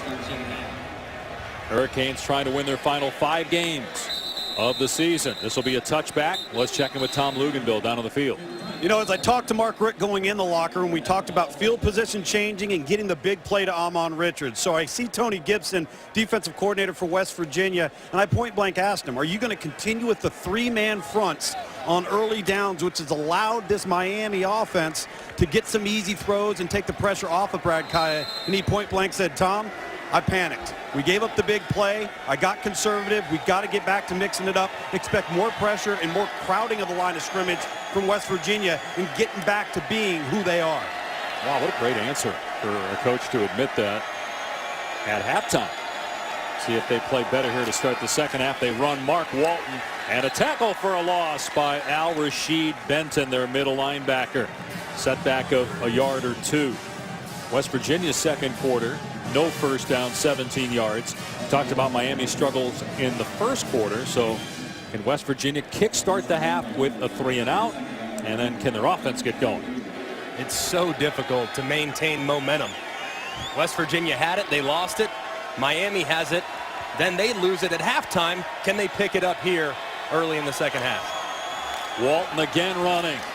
And he is brought down by David Long, who paid for it, trying to make the tackle on Walton in the hole.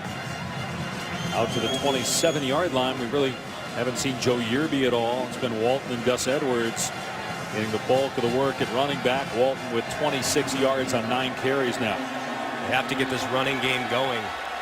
First couple plays of the second half, trying to establish the line of scrimmage.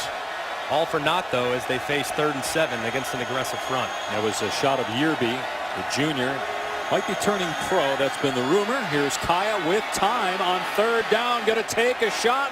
Going for Coley in traffic. And it's intercepted. There's a penalty flag down. Avery, who had an interception called back because of a penalty in the first half, might have another one called back because of the West Virginia infraction here. If it holds up, it'll be Mountaineer ball at the 43-yard line of Miami. Pass interference, defense, number 16. 15-yard penalty from the previous spot. Automatic first down. He came into the game with no interceptions on the season, and despite actually picking off 2 passes, officially he still has none. The first one, I understood the penalty call. This is a terrible, Terrible call. They're both trying to jockey for the football, jockey for position. Both guys' hands are all over each other. They both have a right to make a play on the football. I strongly disagree with this decision. Look at the left hand of Stacy Coley. They're both locked up. That's a bad call by the officials, in my opinion.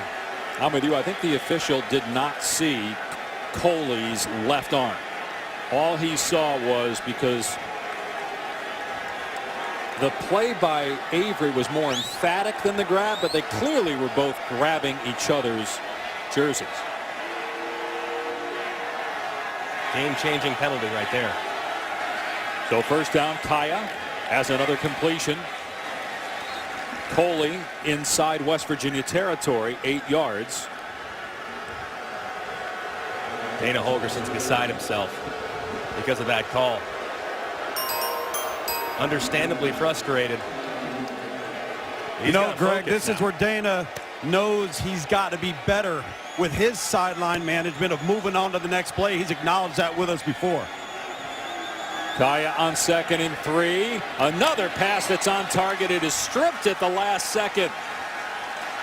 Xavier Preston appeared to knock it free from Stacy Coley, and so this is a big third down. There were 10 straight completions by Kaya before this terrific play by Preston. It was a great play.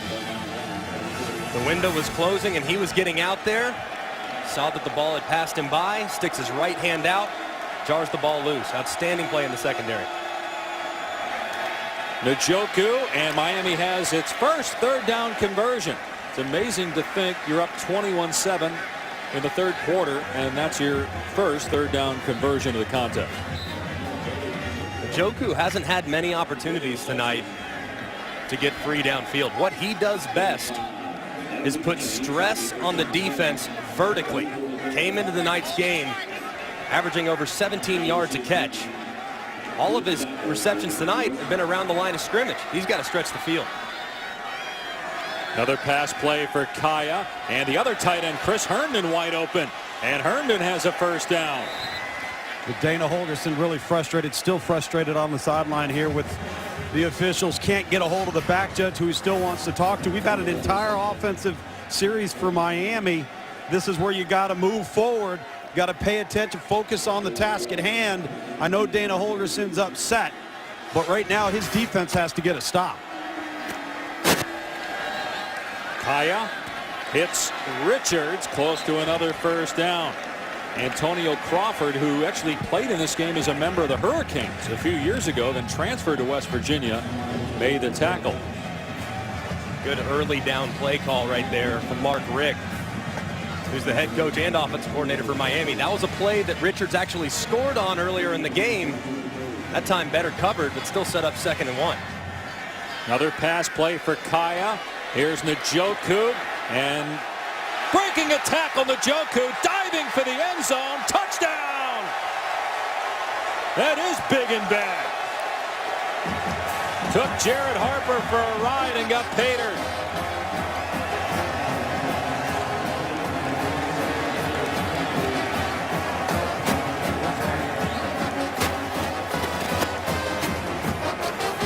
Tackling. Defensive coordinator Tony Gibson was so concerned about it coming into tonight's game.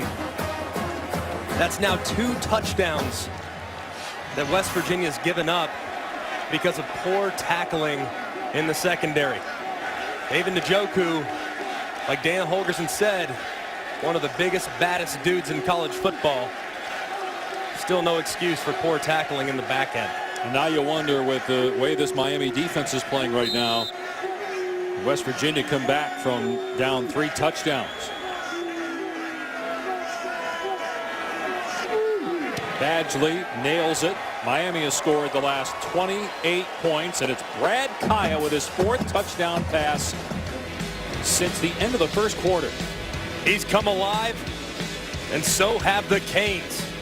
David Njoku taking a bubble screen, getting to the end zone and celebrating with his quarterback, Brad Kaya.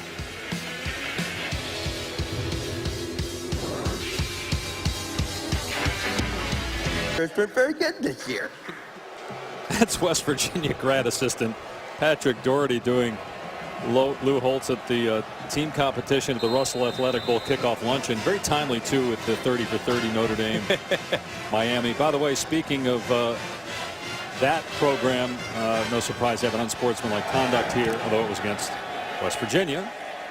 And he almost put that through. It wouldn't have counted. He almost hit me in the head. Speaking of competitions, now this is one for the ages. You could do without the bow tie, especially the one that Greg has on. Here's Luganville hitting a home run. We tried it all. This was supposed to be eliminated from the tape. That's a minus.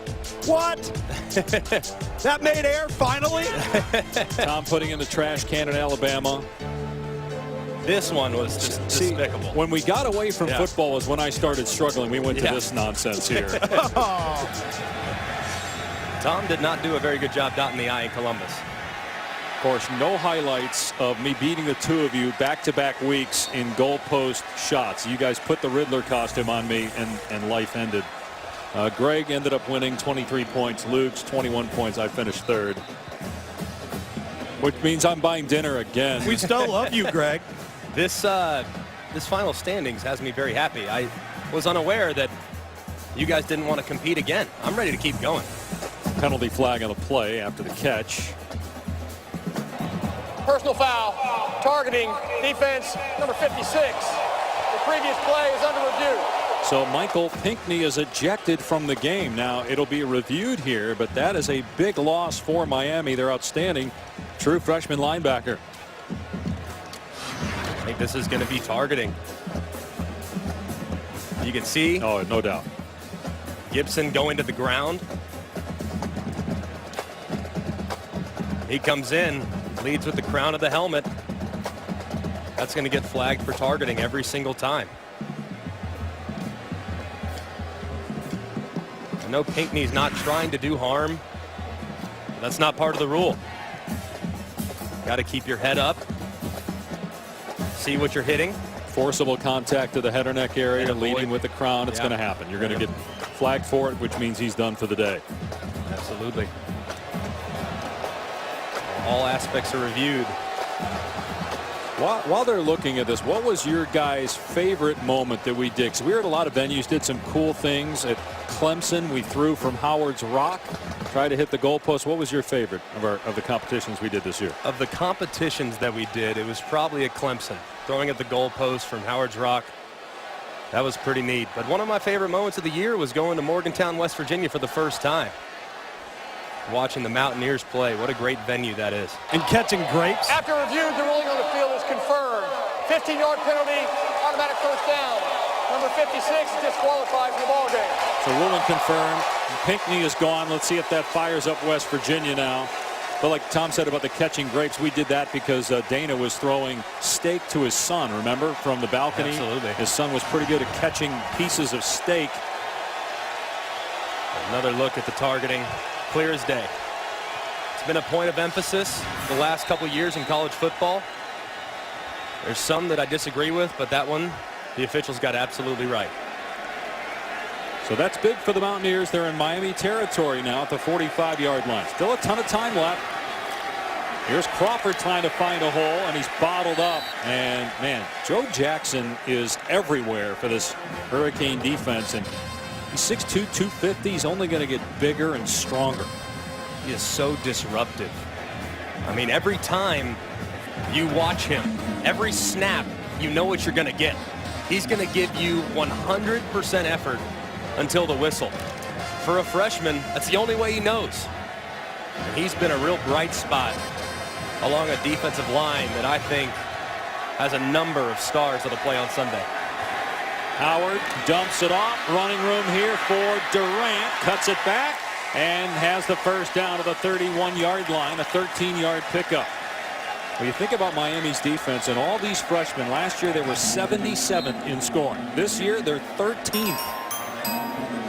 And they've got 5 true freshmen that are listed as starters on the depth chart, including Joe Jackson. Now, they just lost one of them, Pinckney. Darion Owens is in for him, a sophomore, missed last year with a knee injury. West Virginia driving the football here. That pass a little too hot to handle for Shorts, incomplete.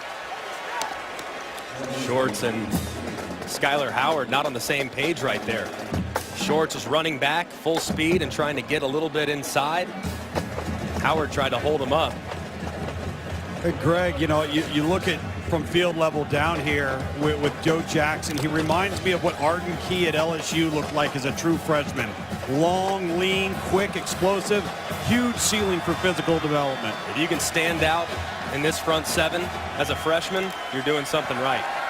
Howard rolls left. He's going to take off, but there's just too much speed for Miami. Rayshawn Jenkins, the free safety, tracks him down. A loss on the play of 1. 3rd and long. Great close by Rayshawn Jenkins. He held as long as he could. As soon as he recognized that there was nowhere for Skylar Howard to go with the football, he accelerated and made the sack. That's the 4th for Miami tonight. Howard over the middle. It's caught. Shorts inside the 10. What a great throw by Howard. There were 2 defenders that were about to eat the quarterback alive, and Howard got rid of that. Short streaking down the seam for 26 yards. What a great play. Knowing you're going to get hit, delivering a perfect strike down the middle of the field. Here's Shorts again. Brought down short of the goal line. Wrapped up at the 2. 2nd and goal for West Virginia. How about this answer by West Virginia? Miami has everything going for him. Just score. Playing extremely well. All the momentum. West Virginia with all their seniority. A lot of seniors. 17 fifth-year seniors on this team. A lot of veteran players, unfazed, putting together a really nice drive, but they need to get 6, not settle for a field goal. Russell Shell is in the game. He's the back and gets the handoff. Nowhere to go. A loss of a yard or 2. Chad Thomas. So now you're at 3rd and goal, 4-down territory for West Virginia at this stage of the game. I think you get Skylar Howard outside the pocket, give him a run-pass option. If they come up short, I might think about possibly going for it in this situation, especially in a bowl atmosphere. Make the most of your final opportunity of the season. So I'm thinking possible 4-down territory if I'm Dana Holgorsen. They just lost 2 yards. And here's Howard keeping it, and Howard takes it in for the touchdown.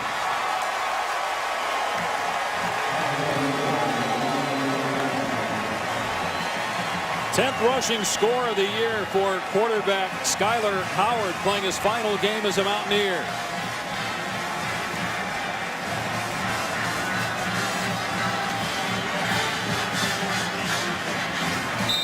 And it was that targeting call that started getting things going here for West Virginia. 9-play, 75-yard drive. The extra point, good. But Skylar Howard with the throw of the day. Watch this. 2 defenders for Miami about to squash him. And he gets rid of it to Shorts. They end up scoring. Skylar Howard from 4 yards out. You think Dana Holgorsen is fired up? No. Little struck still.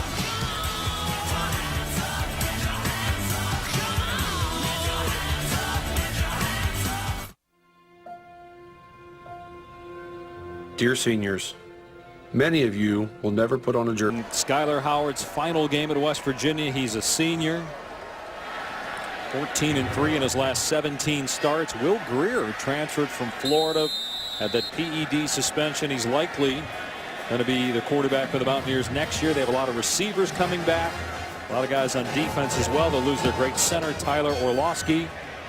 They're trying to win a game. They're back within 2 scores. Miami's going to start on the 25. Touchback.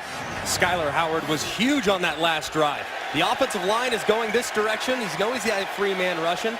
He moves his drop to the right and hits this post off the left. This is so advanced for a quarterback that has started so many games, delivering a very accurate pass when he knows he's going to get hit. Look at the pop that he gets right there in his chest. Outstanding hit, by the way, from Trent Harris. Unfazed. That's how you win the team. Showing toughness like that. The offensive line will love you for it. The defensive line will love you for it. And I bet you West Virginia's defense, they'll pick up the energy a little bit because they just saw their quarterback make some big plays for him. But a face mask call on West Virginia, and so Miami will have starting field position from its 40-yard line.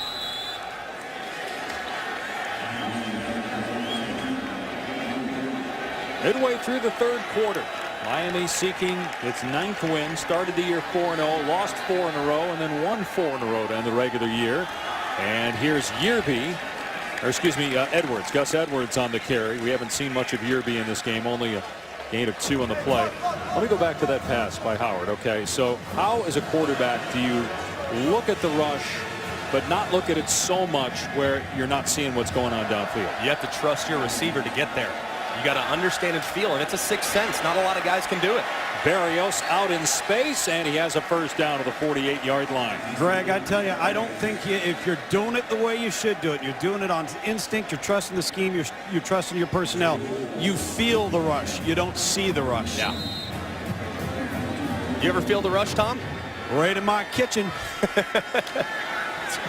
Barrios again out in the flat, tripped up by Avery, but it's another first down. This is what's worked for Miami, just getting it to the receivers out in space and letting those guys do work. That's 12 yards, and there's a Mountaineer injured on the play.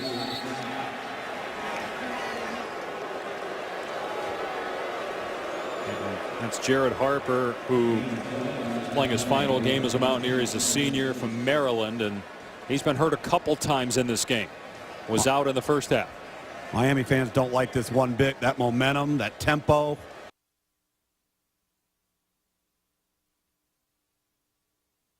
And the PlayStation Fiesta Bowl. And former Buckeye Heisman Trophy winner Eddie George working for Russell Athletic. We had a chance to spend some time with him last night. He is enormous. I mean, you forget that this guy, at his size, 6'3", 225, his first 7 years in the league with Tennessee, never missed a game. 16 games every year and 1,000+ yards every year but one. For as good a player as he is, he's an even better guy. Love being around him. On first down, Gus Edwards muscles for maybe a half yard to the 35-yard line. You picked Ohio State, correct, to beat Clemson? Yes. Why? Why do you think the Buckeyes will win? Honestly, it's Urban Meyer. I look at the way his teams have prepared and the youth that they have on this team, but the athleticism and the potential that a lot of their individuals have. I think they're poised for a huge, huge bowl game. Urban Meyer, national championship possibility. It's hard to pick against him. Kaya on 2nd and 9 drops it to Herndon, and it's another first down. Kaiser White on the tackle. Well, you go back to when we saw Ohio State early in the year, and then we saw the midseason after their loss against Penn State, and it was clear he was more involved in the offense. They changed some blocking schemes. He went through that with us, and obviously they haven't lost since, including their thrilling win against Michigan. Here's Coley, beautiful move, and Coley pushed out, but it's another Miami first down. Greg, this is exactly what we talked about before with Miami. It's one thing on defense if you're West Virginia to keep the ball in front of you, but you don't have the athletes Miami has to be able to hold up in space and make those tackles. This is just backyard football pitch and catch now. RPOs, run pass option, is something that Mark Richt has really implemented. It's a big part of their identity offensively. When you get pressure, you throw the bubble. If you don't, you hand it off. Well executed by Kaya. Kaya with a ton of time goes to the end zone, broken up. That's only his second incompletion in his last 20 attempts. And I thought he was there. I thought that was a touchdown, but an incredible play by Toyus Avery. Coming from the other side, getting across, high pointing the football, and knocking it down. That's just an exceptional defensive play by the sophomore Avery. Had 2 interceptions in this game, both called back because of West Virginia penalties. Walton, again, that's Edwards, excuse me, pushing the pile inside the 10 down to the 7, and this will be a huge third down for West Virginia's defense here. Try to hold Miami to 3 points, trailing 28-14, 5.5 to go in the third. If I'm Miami, I think I might throw another bubble screen. West Virginia has had a difficult time tackling in space. I think they'll probably try to bring pressure here, but if they don't, maybe a quick bubble to the right. Kaya with everybody covered, steps up and sacked back at the 12-yard line. Christian Brown is there for the Mountaineers. He's a Florida native from Fort Myers, senior for West Virginia, and that holds Miami to, at best, 3 points. It's been a cat and mouse game between Mark Richt, the offensive play caller, and Tony Gibson, the defensive coordinator for West Virginia. Never know when they're going to bring pressure. That time they opted to drop 8 and play great coverage and allowed their defensive line to break free, because you can't block them forever up front if you're Miami. And Badgley from 30 yards makes it 31-14 Miami. Let's check in with Stan Barrett in the studio. Thanks, Dave. SportsCenter right now presented by Great Clips, Pitt and Northwestern in the New Era Pinstripe Bowl earlier today at Yankee Stadium. Justin Jackson with a 40-yard touchdown run for the Wildcats. They win it 31-24. Full highlights on SportsCenter following the Advocare Texas Bowl. Now back to you, Dave. All right, Stan. No Neil Everett with Stan tonight. I guarantee you Neil is got his eyeballs peeled to the television for Oregon and UCLA over on ESPN2 up in Eugene. UCLA number 2 in the country in college basketball. It was a big stop for West Virginia on defense. Miami was clicking. They weren't tackling very well. But as soon as you got close to the red zone, West Virginia buckled their chin strap and was ready to play in a tight field. It's a good job holding Miami to only a field goal. Badgley kicking off. And Gibson decides to run it out. And he gets hammered at the 20-yard line. Wow. What a shot. Mark Walton does it as a runner, and he does it as a gunner. Wow. I know NFL executives love this, because if you're not the starting running back, you're playing special teams. Well, Mark Walton is the starting running back, still playing special teams, and laying the boom. That's how you make a roster for 12 years. That's big time right there. What a hit. So from the 20, Howard throwing it out in the flat to Shell. And Shell is up to the 27-yard line. Rusho Shell's been battling an ankle injury. Just 4 attempts in the last 5 games of the regular season, including 3 games in which he didn't play, but he's healthy. We haven't seen true freshman Martell Pettaway. They had to burn Pettaway's red shirt week 11, and he ran for 181 yards in that game. The next week, Justin Crawford was back in the lineup. Pettaway really hasn't played a ton since. But they had to burn the red shirt. They needed him that week against Iowa State. Howard steps up wisely, takes off. Howard, 40-yard line, into Miami territory, all the way to the 44. 28 yards. You got to love the way this guy competes, huh? Oh, he runs. He plays so hard. Doesn't have anything open, escapes north and south, and then gets out on the perimeter. How about the job blocking by Javon Durant, too? Holding it up forever. And Skylar Howard lowering a shoulder. I'd recommend lowering the left shoulder, not your throwing shoulder, but anything to get the extra yards after contact, I understand. Your final college game. Shell trying to pick a hole, spun down after a gain of a yard. Demetrius Jackson on the tackle. Miami just ran in 4 new defensive linemen as 4 defensive linemen ran out. This group is so deep. They're young. They don't always know what they're doing, but they give 100% effort. Howard steps up, takes off again, and just tripped up. Craig, I think they're a little gassed as well, just watching Kendrick Norton, number 7, get to the sideline. He's being attended to, talking to the trainer, getting some fluids. Those RPOs, as we talked about, run pass options. You get that ball on the perimeter, gets these orange jerseys chasing sideline to sideline. A little surprised, Tom, that West Virginia hasn't used faster tempo to test the conditioning of Miami. It's been a long layoff. Oftentimes, you're not in the best game shape come bowl time. Shell running the ball here on 3rd down and nowhere to go. Corn Elder on the hit. So they must be going for it on 4th down. Otherwise, why would you run that play there on 3rd and 5? I agree with it too. Now, obviously, you would have loved to have picked up a couple more yards there.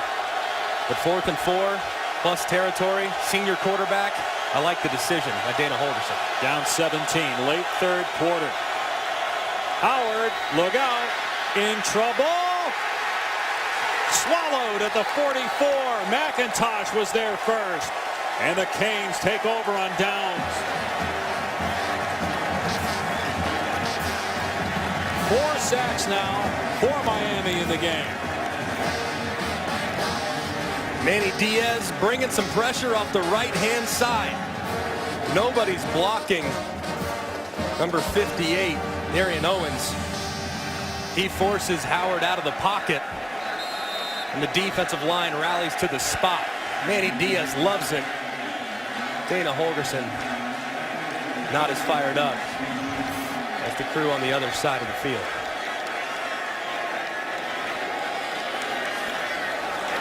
Run play here on 1st down. Yearby brought down at the 49 with Walton coming back. If Njoku and Kaya decide to stay along with the young defense, Miami's going to be a top 10 team preseason.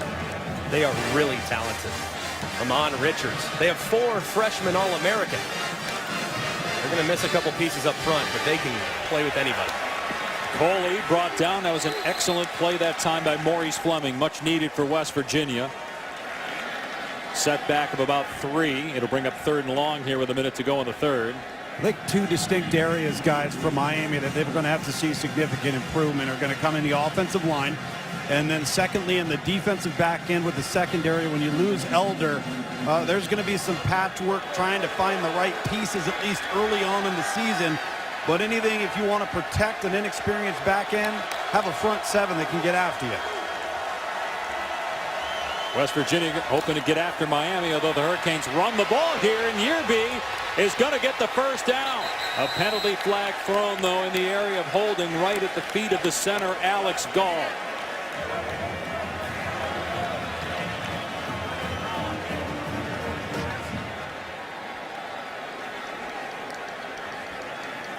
This is coming back. Holding on the offense, number 52. The penalty is 10 yards in spot of the foul. Repeat 3rd down. It's actually on Casey McDermott. So it'll be 3rd and 20 plus now for Miami. As the Hurricanes try to get 9 wins for the first time since 2013 and the 2nd time since 2005. They haven't won the final 5 games of their season since they won a national title in 2001. And with Mark Richt's reputation, obviously being an alum, already the recruiting base in place, and all the lost scholarships and all that behind him. And a new facility on the way, too. Brand new indoor that Miami's going to be building. It should be state of the art.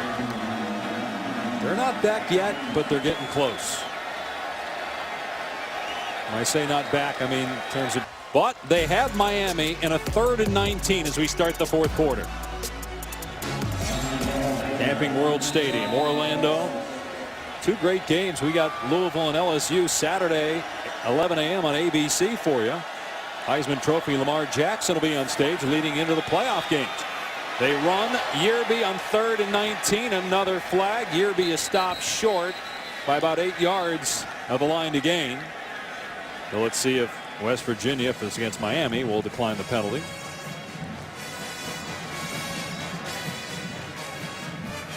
Holding on the offense, number 3. That penalty is declined. It's 4th down. And so Miami will punt. But this Hurricane defense has been outstanding since about the first 5 or 6 minutes. They've held West Virginia to 198 yards of total offense, and the Mountaineers come in averaging over 500. They're 12th in the country in total offense. They are explosive, but what they do best is run the football. They haven't run the ball very effectively tonight, and then hit downfield throws. Skylar Howard hasn't found anybody down the field tonight. Bogle just gets it away. And the fair catch made as Jennings stumbles to the ground. at the 17-yard line. 31-14. Miami leads West Virginia. The Mountaineers get possession. It'll be an offense when we come back.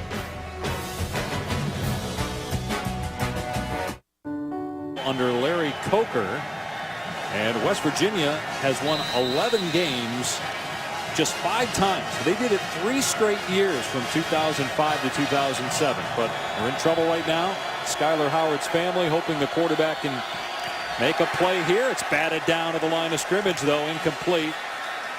It was Chad Thomas who got a paw on it, 2nd down. Chad Thomas has been a difference maker all year. Other stars have emerged, but Chad Thomas for Miami has done a great job. I know Skyler's parents are extremely proud of him. The way he's played and battled. He's done a remarkable job over the course of his career. Howard taking off, and he gets slammed to the ground by Shaq Quarterman. So it's 3rd down and long here for West Virginia. This might be the biggest play of the game for West Virginia. Obviously, time is of the essence. You have a high-powered offense, so you can still score even if you don't get it. But they need to make sure they dial up the perfect play here on 3rd and 9. I think you find Shelton Gibson, number 1. Throw it as far as you can. Although the quarterback's in trouble, Howard hoisting it. Oh, Gibson got tackled. It's picked off, but there's a flag. It's intercepted by Jaquan Johnson, but Jamal Carter tackled Shelton Gibson, who's still down. Both guys were shaken up on the play.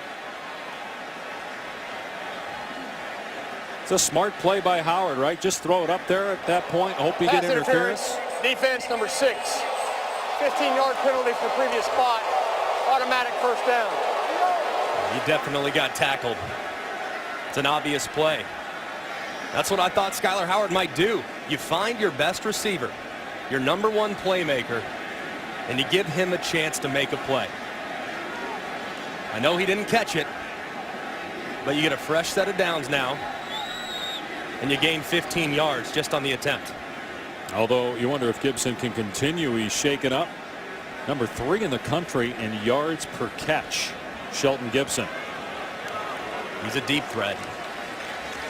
When he lines up and you're covering him, you know what he's going to do. 19 yards per target. Air yards, that is. So what that means is every time Skyler Howard throws it in his direction, it's traveling 19 yards. A lot of times it's traveling a lot more, though, because Skyler Howard loves to make throws down the field. 40-plus, 50-plus. It's all in his arsenal. Kennedy McCoy is in now at running back. That's him motioning out of the backfield. He'll get it here on the swing pass. And a big hit at the 25-yard line by Corn Elder. First team All-ACC corner. Sooner or later, Greg, as we've seen with some of these bubble screens and RPOs, they're going to pump one of these out into the flat.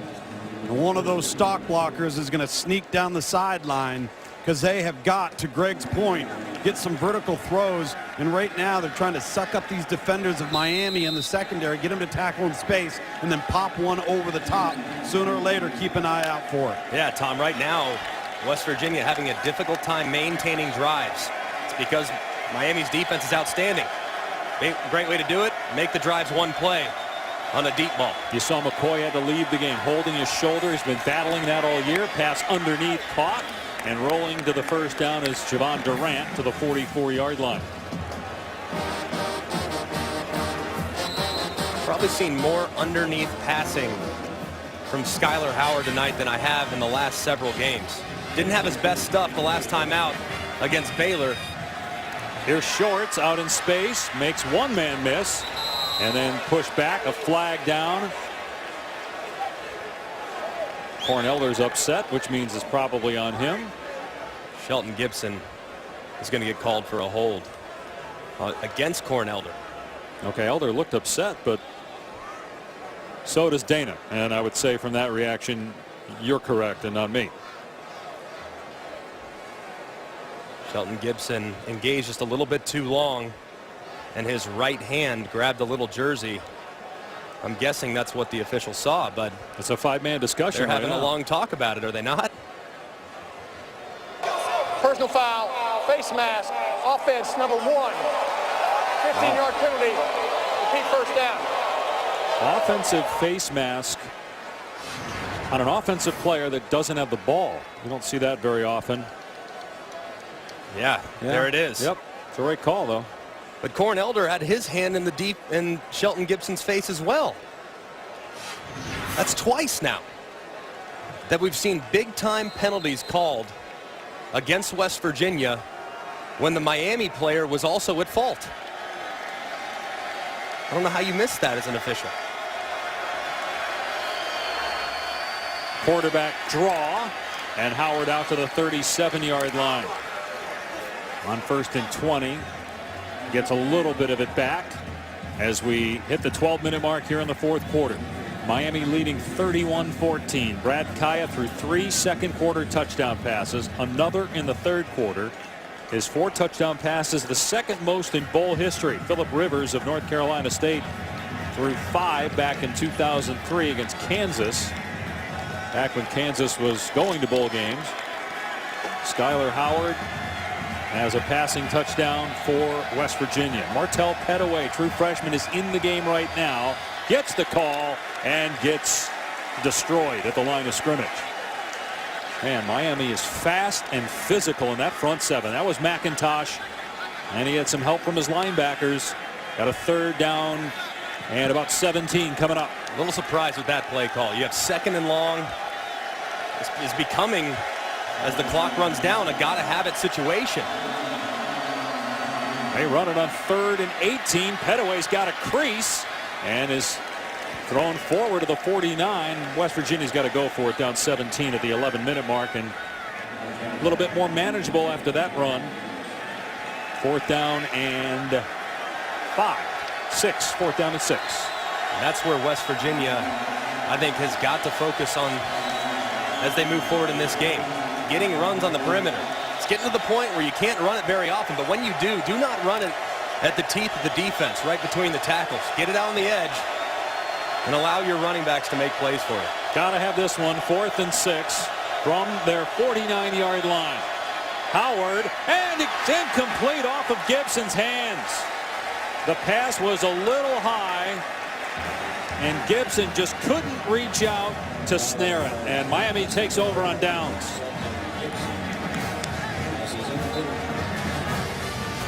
Big time 4th down attempt. Skyler Howard had his man just a bit off the mark. And Dana Holgerson says we had it. That one hurts the Mountaineers.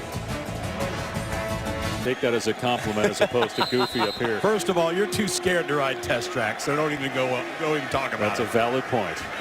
I will not dispute. 1st down for Miami in West Virginia territory after they turn it over on downs.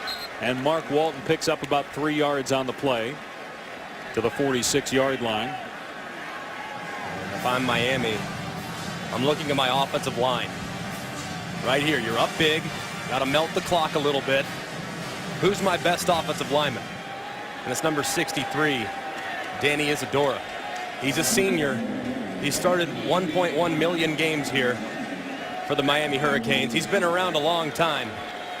But I'm going to lean on the big 6'4", 305-pound right guard and focus a lot of my attention working the running game in his direction. Play clock down to 1. Walton again stood up at the 44.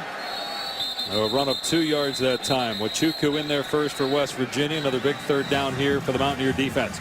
Aerial coverage brought to you by DirecTV. If you call yourself a sports fan, you got to get DirecTV. 31-14 Miami. Behind Brad Kaya's great 2nd quarter. And you look at his career numbers, 4th most in ACC history. He's almost at 10,000 yards for his career. And again, the question, will Brad Kaya return for a senior season? He hasn't announced it. And they've kept it very quiet. Mark Richt really didn't want to talk about it this week when we spoke with him. He's kept Brad away from the media for the most part as the play clock was about to run out. And instead of a delay of game, Mark Richt calls a timeout. Yeah, I really hope Brad Kaya decides to come back.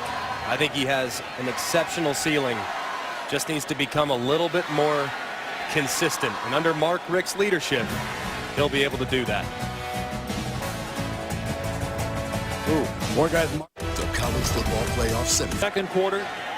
They've got a 3rd and 5 here inside the 45 of West Virginia. Can the Mountaineers get one more stop and give their offense a chance, make it close?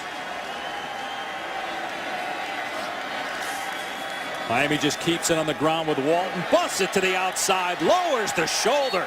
Great run by Walton, although he hurt himself. Wow. I love Mark Walton, man. I love him as a player. Although, did he just do some serious damage to his right shoulder? Certainly hope not. But the game's on the line. That's called finishing the run all the way through. Lowering your pad level, getting enough. Just hope he's okay. You know what I love too, Greg, is if you notice he always has that natural instinct to shift the ball from his inside hand to his outside hand so he can protect the ball away from the inside pursuit. He does it every single time he bounces a play. It's just so natural for him. He's exceptional, Tom. I mean, burst, speed, bigger than he's listed, at least the way he plays. I think he's got a great future in front of him. Gus Edwards gets maybe a yard.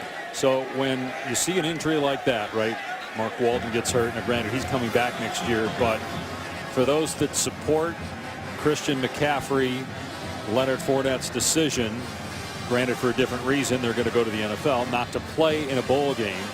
How do you guys view that? Do you think, first of all, do you think this is a trend, or are we making too big of a deal out of it? And second of it, what do you think of it? Well, I don't like it, but I understand it. Leonard Fournette sprained his ankle in preseason, dealt with it all season. He's not 100%.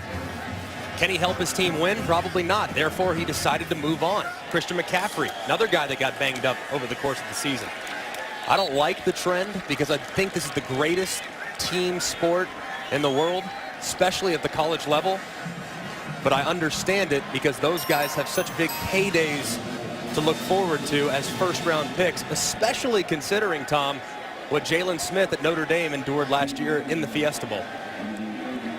Tom, you on the same page with Greg here? Yeah, I don't like it. I can see aspects of it. My biggest concern is that there's a trickle-down effect, and players who have overvalued their ability level or what they perceive their draft status to be begin to do it, particularly with underclassmen, and then it becomes a real problem. Guys, I have no problem with it whatsoever. If you're going to be a high draft pick, you're about to make a ton of money. You're not playing in the college football playoff. It's a bowl game. A lot of coaches have taken jobs and moved on. Why can't the player sit if he's worried about his future? I have no problem with it whatsoever. And that's why I don't really have a problem with it either. But I think that you are focusing too much on the individual as opposed to the team. Big hit by Kaiser White on Gus Edwards. And not everybody's Leonard Fournette. Not everybody is Christian McCaffrey. I think that's the concern. You're right, Dave, in the sense that there's going to be those guys that are no-brainer type guys, but you also hit on something that's also very, very important. This is a byproduct of what we've gone through now with the college football playoff. This is what you get now because it diminishes the value, unfortunately, from a bowl perspective, and I think that's very unfortunate. I don't think that it diminishes the value of the bowl games. I just understand, though, if you're a player and if you win, it doesn't mean you get to play again. This is it. This is the last game.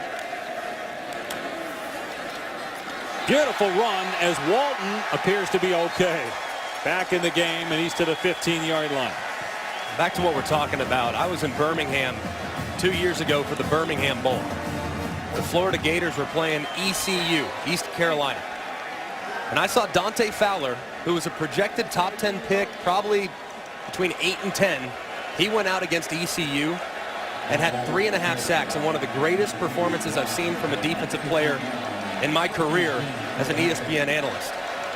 He made a statement 4 months later, he was drafted 3rd overall. So I still believe the positives of playing outweigh the potential injuries or things that could come up over the course of the game.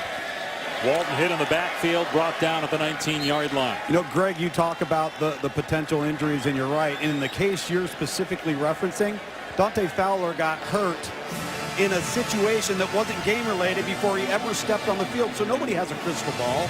Nobody knows when that injury is going to happen. And I agree, from your perspective, and Dante Fowler, in his case, did it with an interim coach, all right? And you're much better off, I think, taking the field in many instances. I think we're talking about special cases, right? Fournette, We are. McCaffrey. Not everybody's those guys. This isn't going to be a trend. If it is, I don't think it's going to help that player. I think NFL people understand when Fournette and McCaffrey do it, as Walton is dropped in the backfield by David Long. But if there's a guy who is a projected 3rd or 4th round pick, I think that's going to get viewed differently. Plus, again, you've got Fournette and McCaffrey who have battled injury throughout the year. And we'll have an example of that this year. Shock Linwood, running back at Baylor, decided to sit out his bowl game last night. How will NFL teams view him? Coming in, probably an undrafted free agent, maybe a late-round pick, someone they take a flyer on. Will he be penalized for having sat out the bowl game? My guess is yes. So I think more and more guys will look at this and still go into the bowl season viewing it as an opportunity to be gained, not an opportunity to be lost. Walton on 3rd and 17, just trying to stay in bounds. And boy, he got drilled again, this time by Adam Schuler. That's 4th down. Let's see how Miami handles this. Do they bring on the field goal team here on 4th down and long, risk a block?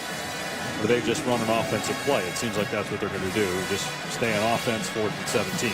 Or let the play clock go all the way down to 1, call a timeout, then possibly run out the field goal unit. But like you alluded to, they're in no rush to snap the football, obviously, with the clock running. Guys, I think when these players get in the room and are getting interviewed by personnel men, general managers, owners, coaches, I think it's going to be a question. Why did you sit out the game? Tell me. But I really don't think it will have any bearing on where somebody gets drafted. I don't think it'll matter at all. I think you'd be surprised. It's the ultimate team game. And guys that put their individual self over the team in some cases will be viewed sometimes in a negative light. But if you're Leonard Fournette, Christian McCaffrey, your talent speaks for itself. Miami calls a timeout. 2:48 till victory for the Canes.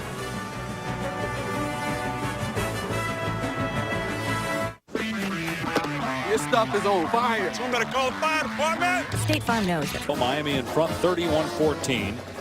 Our Capital One player of the game is Brad Kaya. And if you watched us in the first quarter, you probably wouldn't have thought that we'd come to that conclusion. But if you just turning the TV back on, you missed a lot. 4 touchdown passes since that first quarter. 3 in the second quarter. He's got twice as many touchdowns as incompletions since the first 15 minutes of the game. He's been outstanding. Absolutely outstanding. As a quarterback, it's not where you start, it's where you finish.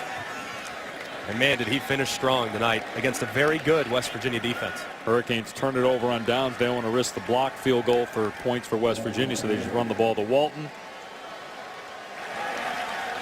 And we'll see again what Brad Kaya decides regarding 2017 if he's back. Certainly if he does return. This will be a team to watch as they'll play in non-conference action. Arkansas State on the road, Toledo, Notre Dame. Notre Dame coming off a bad year, and now Deshaun Kaiser won't be there. And I'm excited about Miami next year. I mean, really excited. The biggest jump you make as a college athlete is between your freshman and sophomore year. Hadaway is picked up and suplexed. Adrian Colbert. Wow. I mean, that's playing to the whistle, is it not? They've seen that play several times tonight. Colbert diagnosed that in a heartbeat. Petway's not going to be too happy there with Shelton Gibson on the perimeter. No. I'm with you on Miami, though. I think this is a team, again, I think so much depends on Kaya. The backup quarterback is Malik Rozier. Don't know if he's going to be the answer if Kaya leaves, but if Kaya's back, as Howard in trouble, just launches it downfield incomplete. The Hurricanes, they're going to be in the top 10 preseason. And let's take a look at what they've got. On the road, they have to go to Tallahassee. I mean, look at that home schedule now.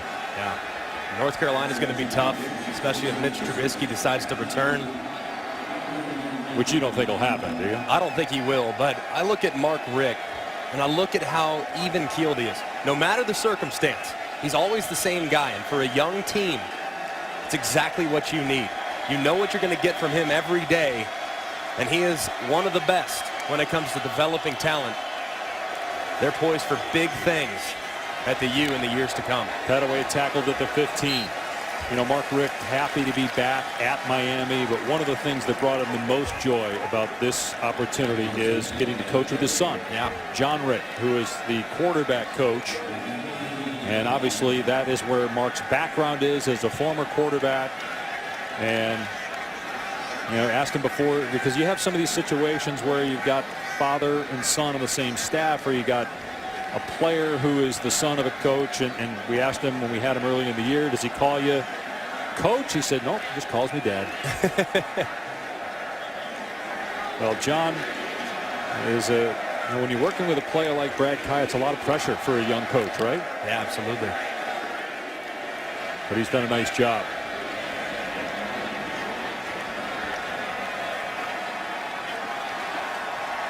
It'll go out of bounds at the 22-yard line. Coming up, the post-game trophy ceremony presented by Capital One immediately following the game on ESPN3. 54 seconds remaining.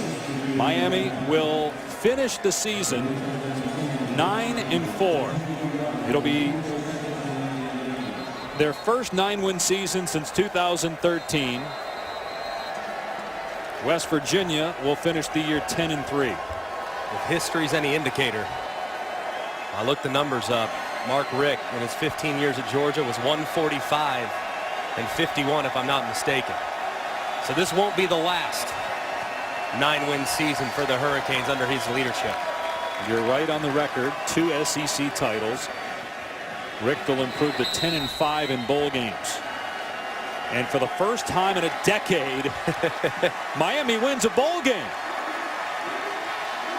And one of their own is running the show. Former Cane quarterback Mark Richt saying there's one more play. You're supposed to wait for the Gatorade shower till after the game is officially over. I think they're going to get him again. Yeah, they did. Now he'll celebrate. Now you can celebrate. Good for them. An up and down year, but you put a bow on it in outstanding fashion. Start 4-0, then lose 4 in a row, finish winning 5 in a row for the first time since 2001 when they won the national championship. Will they be in the national championship discussion in 2017?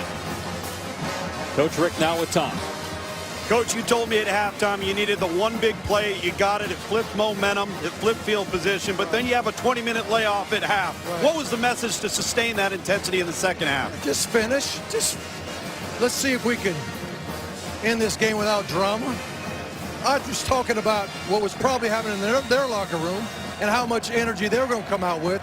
And I was like, we better match it or beat it, because you know they're a great team. You don't win 10 games without being a great football team. What was the difference for Brad Kai after a rough start in the first quarter to turn around and just start throwing darts? He did. He started throwing darts. Just that one little quick hitch, I think, even helped his confidence as well. And then after that, he just started putting them on the money. As a Miami alum, your first year back as the head coach, the first time since 2001, this program has finished the season with 5 wins. What does that mean to you? Well, it's awesome. And, you know, I'm really hoping we end up in the top 25. I know it's up to the voters, but we played a great football team and played them well. And I'm hoping that we can finish there, too. But bottom line is these guys play their tails off for us and for each other, and I'm just real proud of them. Go dry off and enjoy that Gatorade bath, will you? All right, thank you. I think they will end up ranked. I think it's interesting, too, that Coach Richt says that's important for this group to finish in the top 25. Their defense held West Virginia to a season low 229 yards of offense. This is a team that has averaged over 500 yards of offense during the regular season. West Virginia. That's what we've seen all year from Miami, though. This is the 11th time in their 13 games